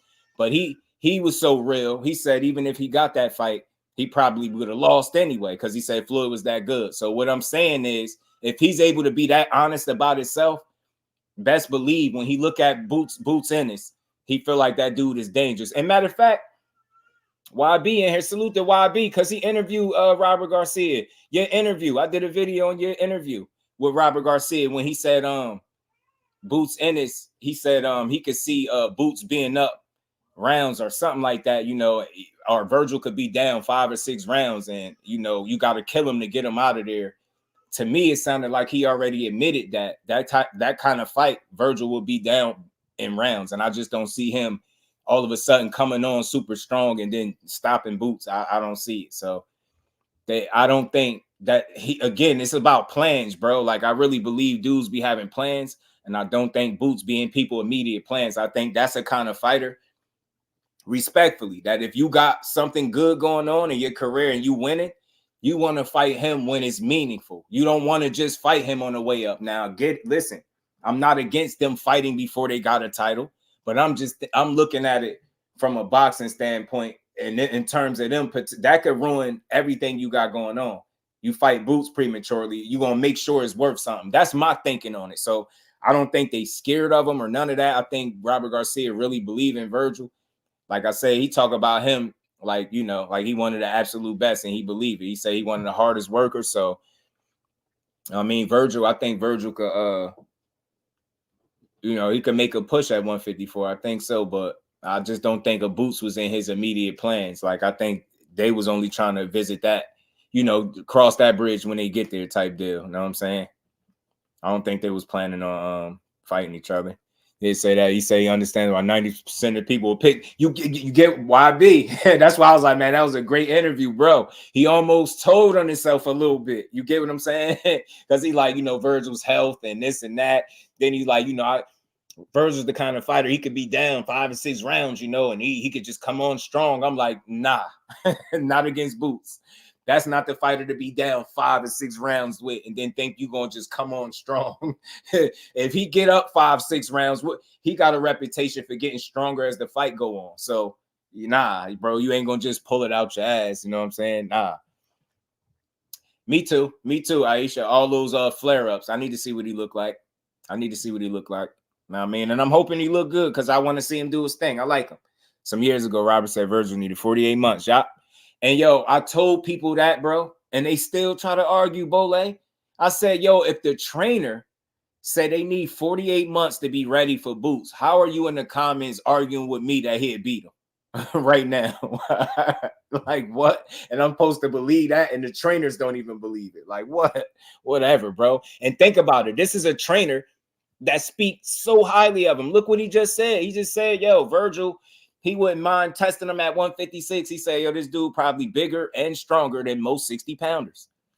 You get what I'm saying? So, man, they know Boots is dangerous. And again, man, I don't think it's cut and dry as being scared, right? I just think people have plans, and I think they want to get them absolute most. Like if they got a train, they riding, and they want to keep riding that train. And I think if you fight a Boots Ennis before you have to, you really run the risk of getting your train derailed. You know what I'm saying? That's all it is. And I ain't saying it's just a one-way ticket, but he's that risky because, again, stylistically, he do more than Virgil. And I think he will be more of a stylistic issue for Virgil than Virgil would be for him. That's why I lean towards Boots. And they both got power. You get what I'm saying? They both got power, but Boots just a much better athlete than Virgil Ortiz, man, respectfully. And again, what Virgil lacks in athleticism, and he's a skillful guy, so I don't want to like, you know, take no shot at it. He's a skillful guy, but what he may lack in athleticism, he makes up for it in like grit and heart and determination. Like Virgil Ortiz is headstrong. Like remember, that's the same dude that when he got hurt and buzzed this first time, I think that was against Kavaliauskas, he just fought through it. Like he a dog, man. So again, I believe some of what, you know, Robert say when he say you got to really beat the hell out of him. You got to beat him down. I believe that. I believe you do. You got to beat him down. You know what I'm saying? You got to beat his ass. But that's the thing. Boots the kind of fighter that'll beat your ass. You know what I'm saying? Yeah, they're going to wait as long as possible, Zane, if they just not going to, like, you know, cross that bridge unless they had to. be champ at 160. Robert definitely think Boots can be champ up there too. Absolutely, based off his own admission. YB. So I love them interviews that people be getting because you get good content, man. Like they be being so genuine and honest in the moment that it be giving us content for other shit. Tim Zoo would be Virgil Ortiz right now. Tim Zoo, man, he trending up right now, man. He trending up right now, man. I can't doubt him, man. Tim Zoo looking dangerous, bro. He is, yo. He getting more confident. He getting more comfortable. I think he's an improving fighter. I don't think he living off the back of his father or none of that. I think he carving his own path. I like Tim Zoo, man. I like him. He grew on me a little bit too. I like Tim Zoo. Hen Dog, what's good with the family? How you feeling? Or like Via versus Butaev. That take Via. I like that. It's a good fight. Versus Boots is a pay-per-view fight. It ain't happening. You get what I'm saying? Get what I'm saying? Like, and bro, I'm a student of this shit, right? I don't come here and act like I got all the answers. You get what I'm saying? But tell me that ain't reasonable to kind of think that it's not about they necessarily scared. They like, yo. And then again, if it's other fights to be made, meanwhile, you getting experience and you still fighting quality guys, you're allowed to get better, keep building your name, your resume, make some money. Then when it's finally time for that fight and it's a big, meaningful fight, you go for it. You get what I'm saying? Then you go for it, but you want to be 100% and not nothing less that you can win that fight. And I respect him. Again, one side is we could criticize him for the 48 months comment, but you could also respect the honesty. I could. He like, hey man, nah, bro. You know what? We need a we need a little while for that one. It's just like, to me, everybody jumped on Gary Antoine Russell case when they said he had a title shot and he pulled out. I'm like, y'all got to listen to what be going on. I don't think he pulled out per se. I think that was a team move.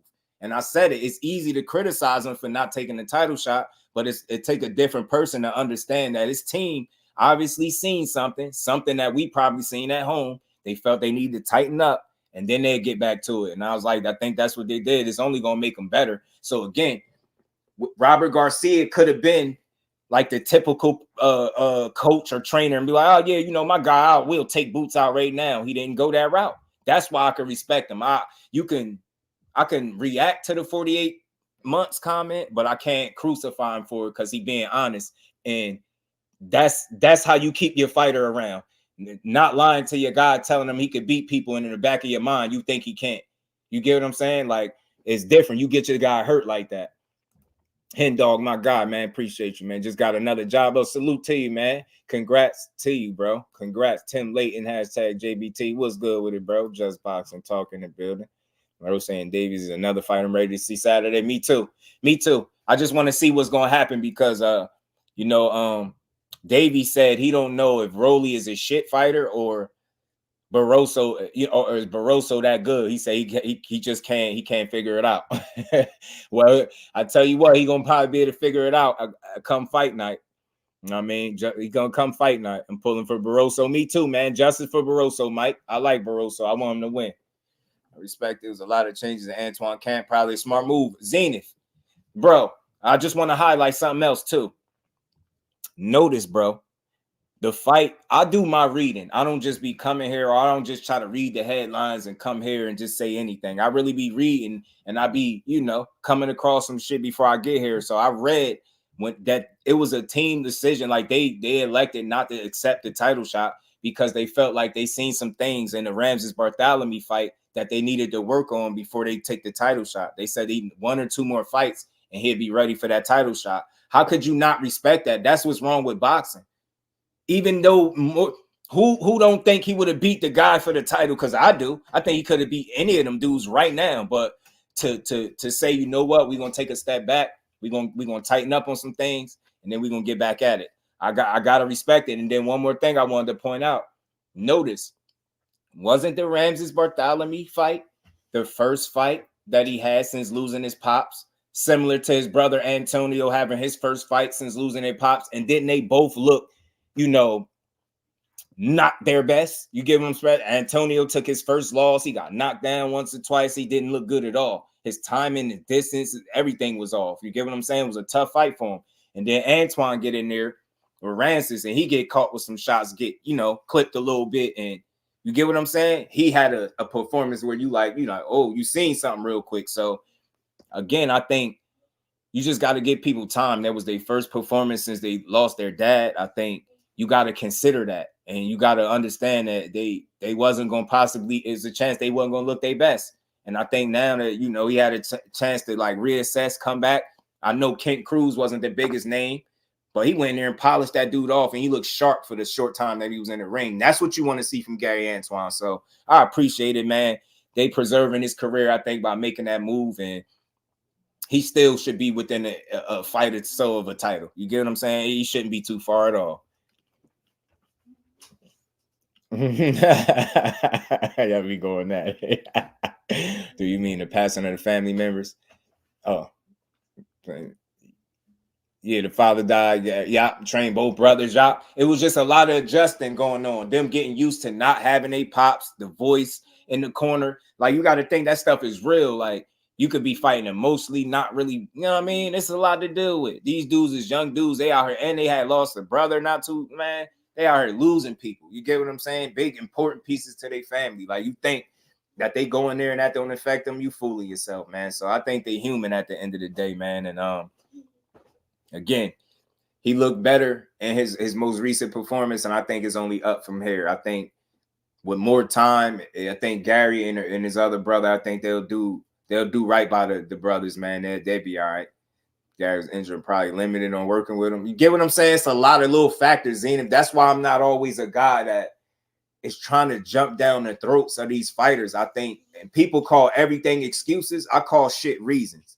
You can call losing people in your family an excuse not to look like, hey, I don't want to hear what somebody else did when it happened to them. Everybody don't respond the same. And I think you seen two guys that was fresh off losing one of the probably the most important figure in their career. You get what I'm saying? You think that it was going to have no effect on them at all, and then having a first fight where it's really they brother, man, it's going to affect them, man. So salute to them boys, man. I want to see both of the Russell brothers. Matter of fact, all three of them get back in there. Great fights, 47, 40, 35, 32, right? I'm telling you, even 26 got some names. Just a couple matchups that I like to see, bro. I like it, man. I like it. I like what boxing that. And the fact that Virgil Ortiz is fighting this weekend and he had 54, that makes 54 a lot more interesting, bro. Appreciate you, Ray Davies, man. Much love, bro. Much love. Life is real, and getting punched in the face with all that on your mind could go bad fast. You get what I'm saying? Like, I believe, was it Buster Douglas that lost his mom when he beat Tyson or something like that? And I get people, you got examples like that and different examples, but everybody just don't respond the same way. So I hate when people try to use a couple isolated incidents, and even though it might be a good example, it's just at the end of the day, everybody don't respond the same way. You know what I'm saying? Under the same pressures and stuff like that. The end of these dudes still human. Because when Hurd and Harrison lost their fathers, they didn't look the same. That's not a you get what I'm saying, bro? See, those are even more examples of how it affect people. You get what I'm saying? You probably got some anomalies out there where dudes compartmentalize and put that stuff to the side, but it's tough. It just goes to show you these dudes still human, bro. Russell's got 3 back losses, big losses back to back to back. You get what I'm saying? You think that ain't affecting the team as a whole? Man, telling you, for real, bro. Taking them losses. Because some people think they deserve fight offers from a guy who just spent months in jail. Yeah, remember, Bole, remember when he got out? The same day there was videos out like, yo, Tank Davis been out of jail a whole 5 minutes and they sent the contract yet. You can't make this stuff up, bro. You can't make it up, bro. I promise you, man. You can't. You can't, bro. You cannot make it up, man. Salute to my bro, man, Kirk Douglas, man, in the Cash App. Much love and appreciation, bro. Pardon me if I missed you, family. And we ain't never got to box again. Well, right. well. I already been getting these bets, but now it's time for you to get your just due. Salute to my guy, Kirk, man. Appreciate you. Rick Timms, what it do, family? How you feeling, man? Good to see you in the building. Promise mama weren't that bad. He was going to win. Right. And that's a hell of a story. You get what I'm saying? Like, he was able to take that, I think, and probably motivate him and propel him to go in there. But I think with the young brothers, I think being that it's a guy that actually not only is that close to him, but was their trainer, it hit a little different, right? Whereas it's still his mom, and that hit hard too, but she ain't train him at the same time. You get what I'm saying? So it was a lot of adjusting, like emotionally, you know what I mean, to the training, mental adjustment. It probably was a lot to, you know what I mean? And he still got the win. Younger, you know what I mean? Antonio took the L, but, you know what I mean? Gary Antoine got the win. You know what I'm saying? He got the win and got up out of there. I'm back-to-back combat tours. Damn, man. Prayers to you, Jay. Man, damn. My condolences for sure. Salute to you, bro. Just finished watching the Cat Williams Shannon Sharp interview. The year starting off with the smoke. I gotta go watch it. I only seen the clip. Rod. I like to listen to Cat. I think he more authentic than what they want you to believe. That's why I listen to him. I think he be dropping a lot of gems and jewels in the stuff that he say. A lot. You just gotta listen to that dude. I like Cat. I like Cat. I do. I really do. But man, this has been another fun build, man. Another fun build going on everybody. Yeah, I'm telling you, he don't pull no punches, bro. Cat Williams don't pull no punches, and it's funny, bro. You gotta love it. Gotta love it.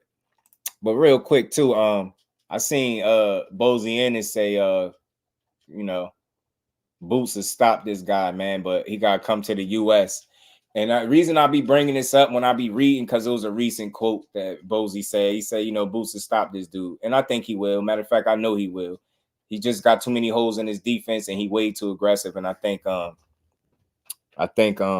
end up getting beat up.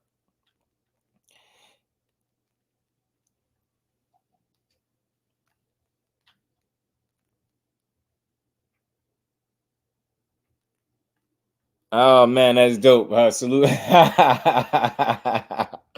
Salute to my baby girl, man, out here. The manager, Mama Do.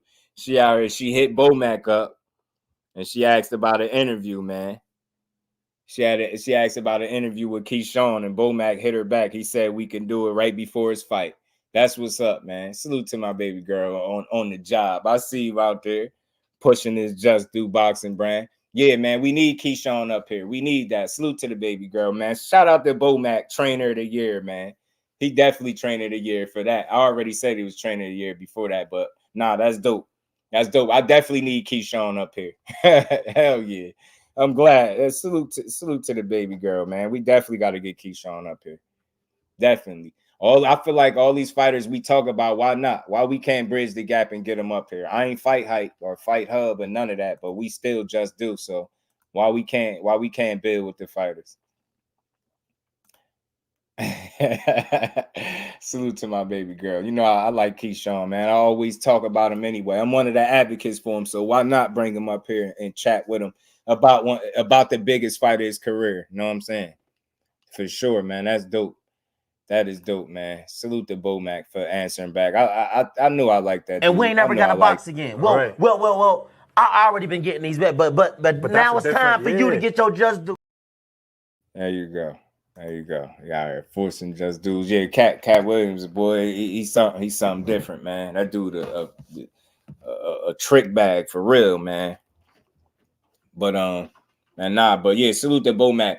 I mean, shit, you should have known. I mean, look, when we was at the fight, when you was speaking to him from our seat, he was speaking back. He made sure he stopped and everything and spoke to you. So maybe that was a reason for you to reach out to him then, because he definitely acknowledged you. He made sure he wasn't rude or none of that. You know what I mean? He had business going on. He was out there coaching fighters and all that. So he took time to speak and all that. And salute to the GOAT, because she another one. You was screaming at the GOAT from our seats too. Baby girl get out. She get out in public at them fights and she cut up, man. She mingle. I be chilling. She be on it. Like, you better get an interview. I be like, man, I ain't about to be running down. Is that Plum in red? Yeah, salute to Bomac though, man. Rolling with the punches. What's good, Rolling? How you feeling, bro? Good to see you in the building. Yeah, we gotta make that happen, man. Because you already know, man, we gotta get Keyshawn. You know what I'm saying? Then we gotta work our way up. You know what I mean? We gotta keep going. But Keyshawn, my guy, I rock with him. So I got some questions for him, man. I definitely got some questions for him. I definitely do. But man, hold on. Make sure. Hold on, y'all. That's dope though, man. That is dope. Salute to him, man. Give me a second. Yeah, but Boots. Back to what I was saying. Boots destroys Conor Benn, in my opinion. It could be entertaining because I think Conor Benn, I don't think he'll get in there and lay down to nobody he fight, right? But I just don't think that's a fight he'll win for obvious reasons. Boots just I think could be a potential generational talent. I think he's one of the most athletically gifted fighters in the sport, and I think as a result, I just don't see a Conor Benn with the holes that he got in his game beating a guy like Boots Ennis. I don't see it. No sir. I don't see it. No sir. No sir. Don't see it. Hold on, what I was looking for in here.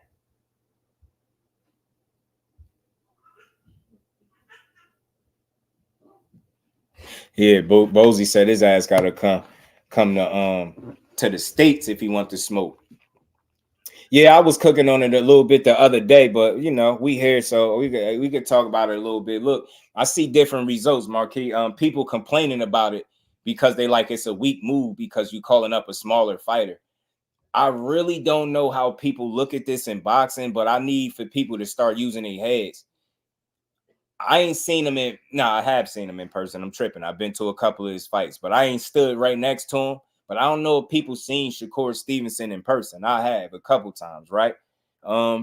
He's not that big, yo. That dude, I'm talking about height-wise, he got like, a frame and something. He ain't no small-ass dude like that frame-wise, right? But he's not a tall guy at all. He's not a big guy. You know what I mean? And then when you look at the way he fights and the way he wins his fights, is always with skills, not with weight. So, and then you look at a guy like Emmanuel Navarrete, you'll notice he's a big 30-pounder. He easily could be up at 135, and he's already flirted with the possibility of fighting Shakur already. So why not? You get what I'm saying? You get what I'm saying, bro? Get what I'm saying, bro? People are so like short-sighted. Like, I'm telling you, man, I'm fighting a good fight up here as a content creator, bro. I'm trying to get people to really enjoy boxing instead of complain about it. Everything is and me and my bro was talking about it on the phone earlier today. So check this out. He don't want to fight Tank. He a bitch ass nigga. He's scared of Devin Haney. He get in the ring with him. That's disrespectful. They hate him for that. You call out Navarrete or you suggest that them two fight. It's a problem with that. Lomachenko turned you down and Pit Bulls and paid all these other dudes, and they still got a problem with this dude. Like, you can't win. That's why I say public perception don't mean shit. You just got to get in there and handle business, and that's a good fight. People try to knock it. Do you think he's going to beat Shakur?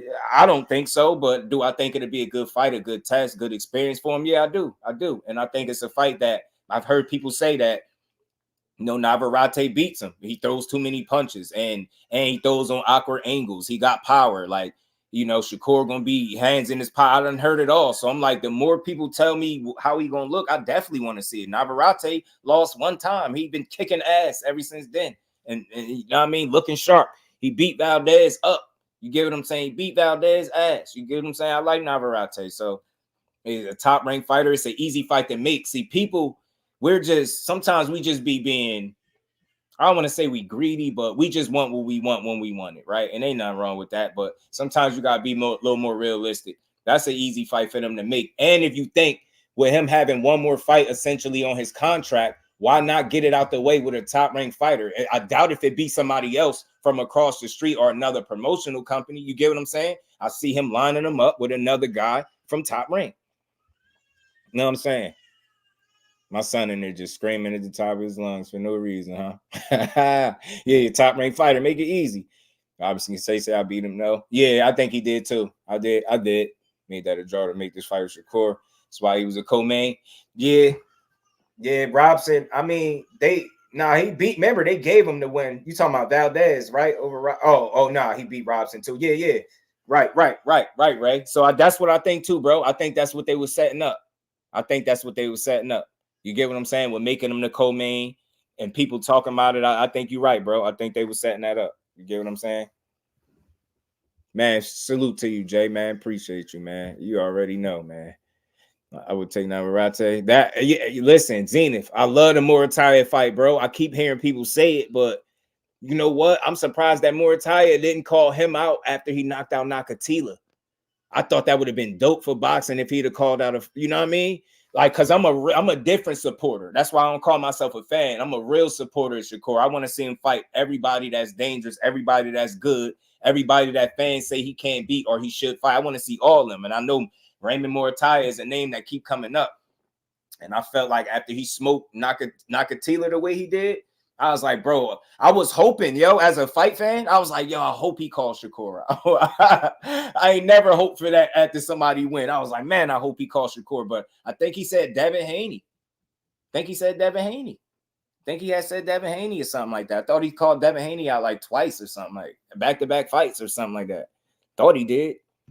When people act like they don't see house fights being made or set up, it's because, again, bro, Jay, people already think they know. When you already think you know, you don't want to be a student. You don't want to get the game. You don't want to try to understand how boxing go. You don't want to ignore the obvious. You want to, you know what I mean? You want to pay attention to shit and know what's really coming instead of just being a guy that's expecting shit that you shouldn't be expecting right now. You got to be more realistic. Think about it. A guy on his last fight, essentially on his contract, why would he make a fight on a, you know what I'm saying? Unless he's trying to get him beat. And I don't think that's the case. He's going to make another in-house fight probably, you know what I mean? More than likely, or try to. I mean, they did just fight De Los Santos and he with the PBC, I believe. So who knows? But I just hope, you know, moving forward that he gets every fight that makes sense to make. You get what I'm saying? At all good fights, keep testing yourself because that's the only way we're going to see just how good he is. You know what I mean? Yeah, I thought that's what Zane, if I was over here at the TV, like, man, I hope you please call him out. Because that's the only thing I could think of. I promise you. I was like, yo, you beat him up so convincingly. Like, you just stopped him early, fast. I was like, in 2 rounds, I think it was. I was like, bro, he got to call Shakur out because it makes sense. Y'all both on top rank. You got a common opponent. You stopped him way faster. You get what I'm saying? They could say Shakur didn't look good against him, all that stuff, right? Come on, man. We got a good fight right there. I love it. He said, just no more Yoshinos. Hey, Ray, I was at that fight. That's what he just retweeted. He just retweeted my post. I reposted my video when me and my girl was at the Yoshino fight, and he retweeted it. It was a video I recorded of him beating ass, and he retweeted it. I like the performance, but you know why I don't knock? You know why I don't knock the Yoshino fight, Ray? Because it was like a welcome to the division kind of fight, right? We knew at that point a couple of guys that people wanted to see him fight already was like, nah, they cool. So Yoshino said yes. Yoshino do got a couple good wins on his resume. He did knock out Nakatani in like 6 rounds. You know what I'm saying? He did it, I think, faster than Loma did. You get what I'm saying? So if you go look at Yoshino record, he got a couple wins. That's solid. I'm not saying he no world beater. I want to be very clear, but it's a solid opponent. You just go in there and you know, test your metal. You see what you look like in a new division. That's one of those fights. You get what I'm saying? Now, he could have went in there and fumbled the bag. Anything could have happened, but he didn't. He went in there and looked superb against that guy. Now, he beat his ass. I enjoyed every minute of that ass whooping. But again, you just go do a little homework and see some of the people he fought and beat. He got some good wins, you know what I mean? And at that point, he was undefeated. I think he was 16-0 with 12 knockouts. I ain't saying he fought killers, but he got some good names. I don't overstate the win. It's just a solid opponent to test you. It's a welcome to the division fight. He's not the elite level. That's a middle of the pack, probably lower than that type of guy, right? But you just, you know what I mean? You go see what he looked like, and we seen it. And then, so now you got one performance where you look good, one you didn't look good. So now I think for that reason, you got people that they're going to be boxing fans, fair weather fans. Maybe they don't want to see you, but then it's going to be some other people that's going to want to see if you go out there and look bad again, or if you go redeem yourself. So it's a double-edged sword. Some people knocking it, some people not. BoxRec has Yoshino ranked number 6 in the division. You see what I'm saying? Not too shabby, right? But again, he's not no killer.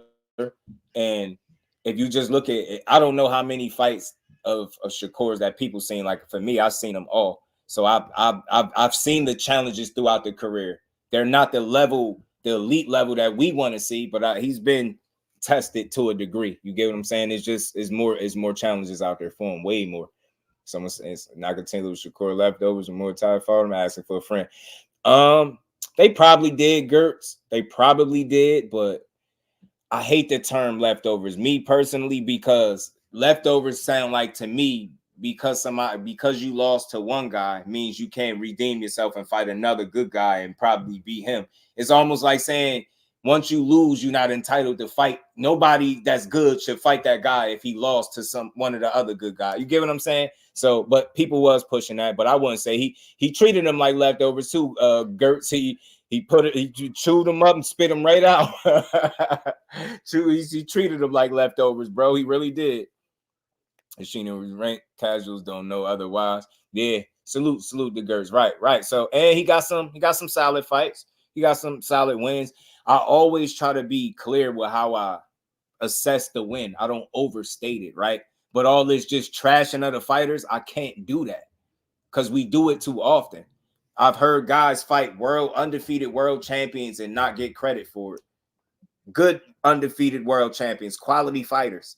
You know what I mean? I've seen, guys just fight talented fighters. I've seen guys at 4 and 5 and 0 fighting guys and not getting no credit. You get what I'm saying? Fighting veterans with 3 times as many fights as them, but not getting credit for them because it's not a marquee name at 4 or 5 fights in. So I think fans just are overly critical, man, in spots, man. And I think we do a lot of trashing on everybody's opponents because we don't do no homework. If you never heard of him, then automatically in your mind, he's just not good. You get what I'm saying? So that's how people call it. You know what I mean? If they don't do the homework, and sometimes Box Rec don't tell a whole story. You got to really dig into who these guys are fighting. But I give guys a lot more credit than most. Ortiz can't make 135. That's why his last fight got canceled, and they're giving him the TL. Absolutely. And I had Zenith. I had wrote in his comments like, yo, you going to 140?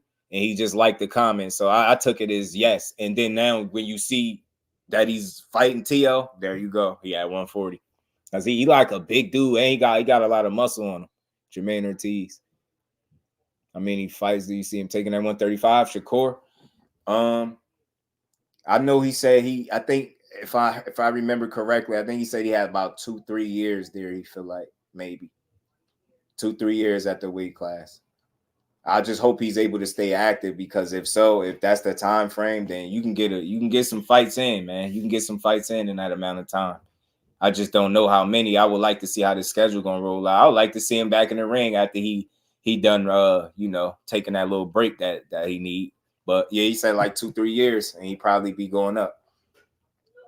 Popular name equal top guy. That's why they keep getting bets wrong. True indeed, they do, and we just learned that we know what situation we just learned that with. So yeah, man, that's why I say I don't know how people do it, but over here, y'all, just do. I'm a humble content creator, man. I'm a student of this. I don't have every answer, but we gonna get them. You get what I'm saying? And I'm gonna pay attention to what the hell going on and get y'all good information. I ain't gonna just be up here saying anything. You know what I'm saying?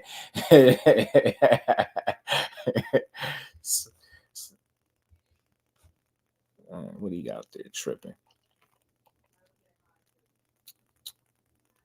Oh man. But salute to everybody in the building, man. Another dope build in the books. We over the 3-hour mark. Much love and appreciation to everybody that continues to support the grind. Salute to all the channel members, man. Salute to everybody in the Cash App and Super Chat. I do appreciate the constant support. We just gonna keep building, y'all. Y'all know how we do. We got Thursday. We will be back tomorrow for sure, too. I'm just reading messages, man. Oh, man. I'll get to them when I get off. And get to them when I get off. What's my joint doing? Man, you already know my guy, Marquis. Salute, family. Aisha, peace, queen. Gertz, my guy. Mike Kirkland, much love and appreciation, bro.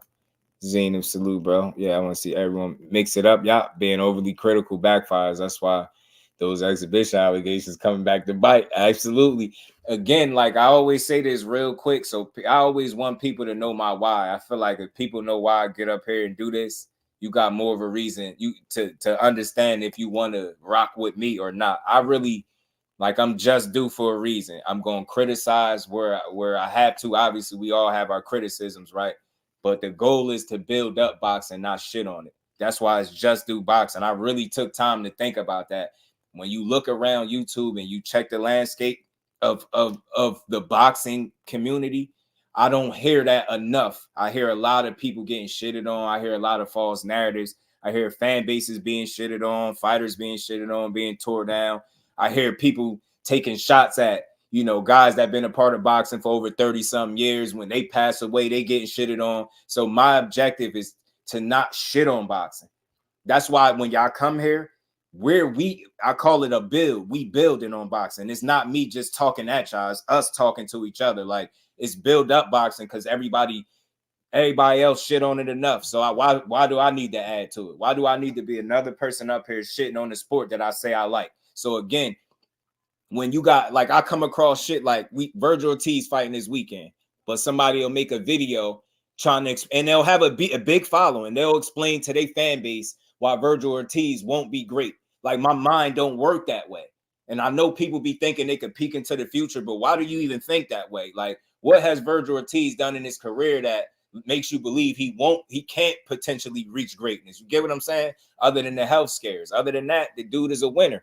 But that's how people call it. It's like they look for reasons to shit on the fighters rather than support the sport. So I always try to be a balanced guy. I got my critiques, but I don't tear the fighters down. You get what I'm saying? And it's important because that's what my message is always going to be. Don't tear the fighters down. Let's build boxing up because we got enough people tearing it down. You know what I'm saying? So I don't want to add to that. Salute to my guy, Ray Davis. Jersey in the building. Peace, Brody, Zenith, Gertz. Appreciate y'all. You can't love the sport and shit on at the same time. You can't, bro. You can't. That's why I openly accept that challenge. You won't never find me just tearing down a fighter. I'm gonna have a real reason to go into a fighter like that. Other than that, I think my criticism is fair. I think my critiques are fair. You know what I mean? I don't have these conversations for everybody to agree. It's to have the build. Like, I want to hear what the people think too. I know everybody not gonna agree what I think, but it's, again, for me, a conversation is not about agreeing or disagreeing. It's about the build and what we think, and you know what I mean, getting to the bottom of this shit. So boxing is gonna be better when people just learn to enjoy it and stop shitting on it. Like I said, like Shakur calling Navarrete out is bad. Like him getting in the ring with Devin Haney is bad. Like everything is bad. Him saying he'll fight Tank, but he ain't the A side. Everything is bad. It's like, I don't watch boxing like that. I couldn't talk about it every day if I shitted on it the way people do. But y'all know, man, y'all know my passion for the sport. That's what get me here every day, man. So again, salute to all y'all, man. Much love and appreciation. Facts. Love the sport, not the agenda. Facts. And I really do. So we gonna keep building, man. Well, with that, we gonna get up out of here, man. Y'all make sure y'all enjoy the rest of y'all night, man. We will be back tomorrow, 4 o'clock, to build on some more boxing. Much love and appreciation to everybody. We out.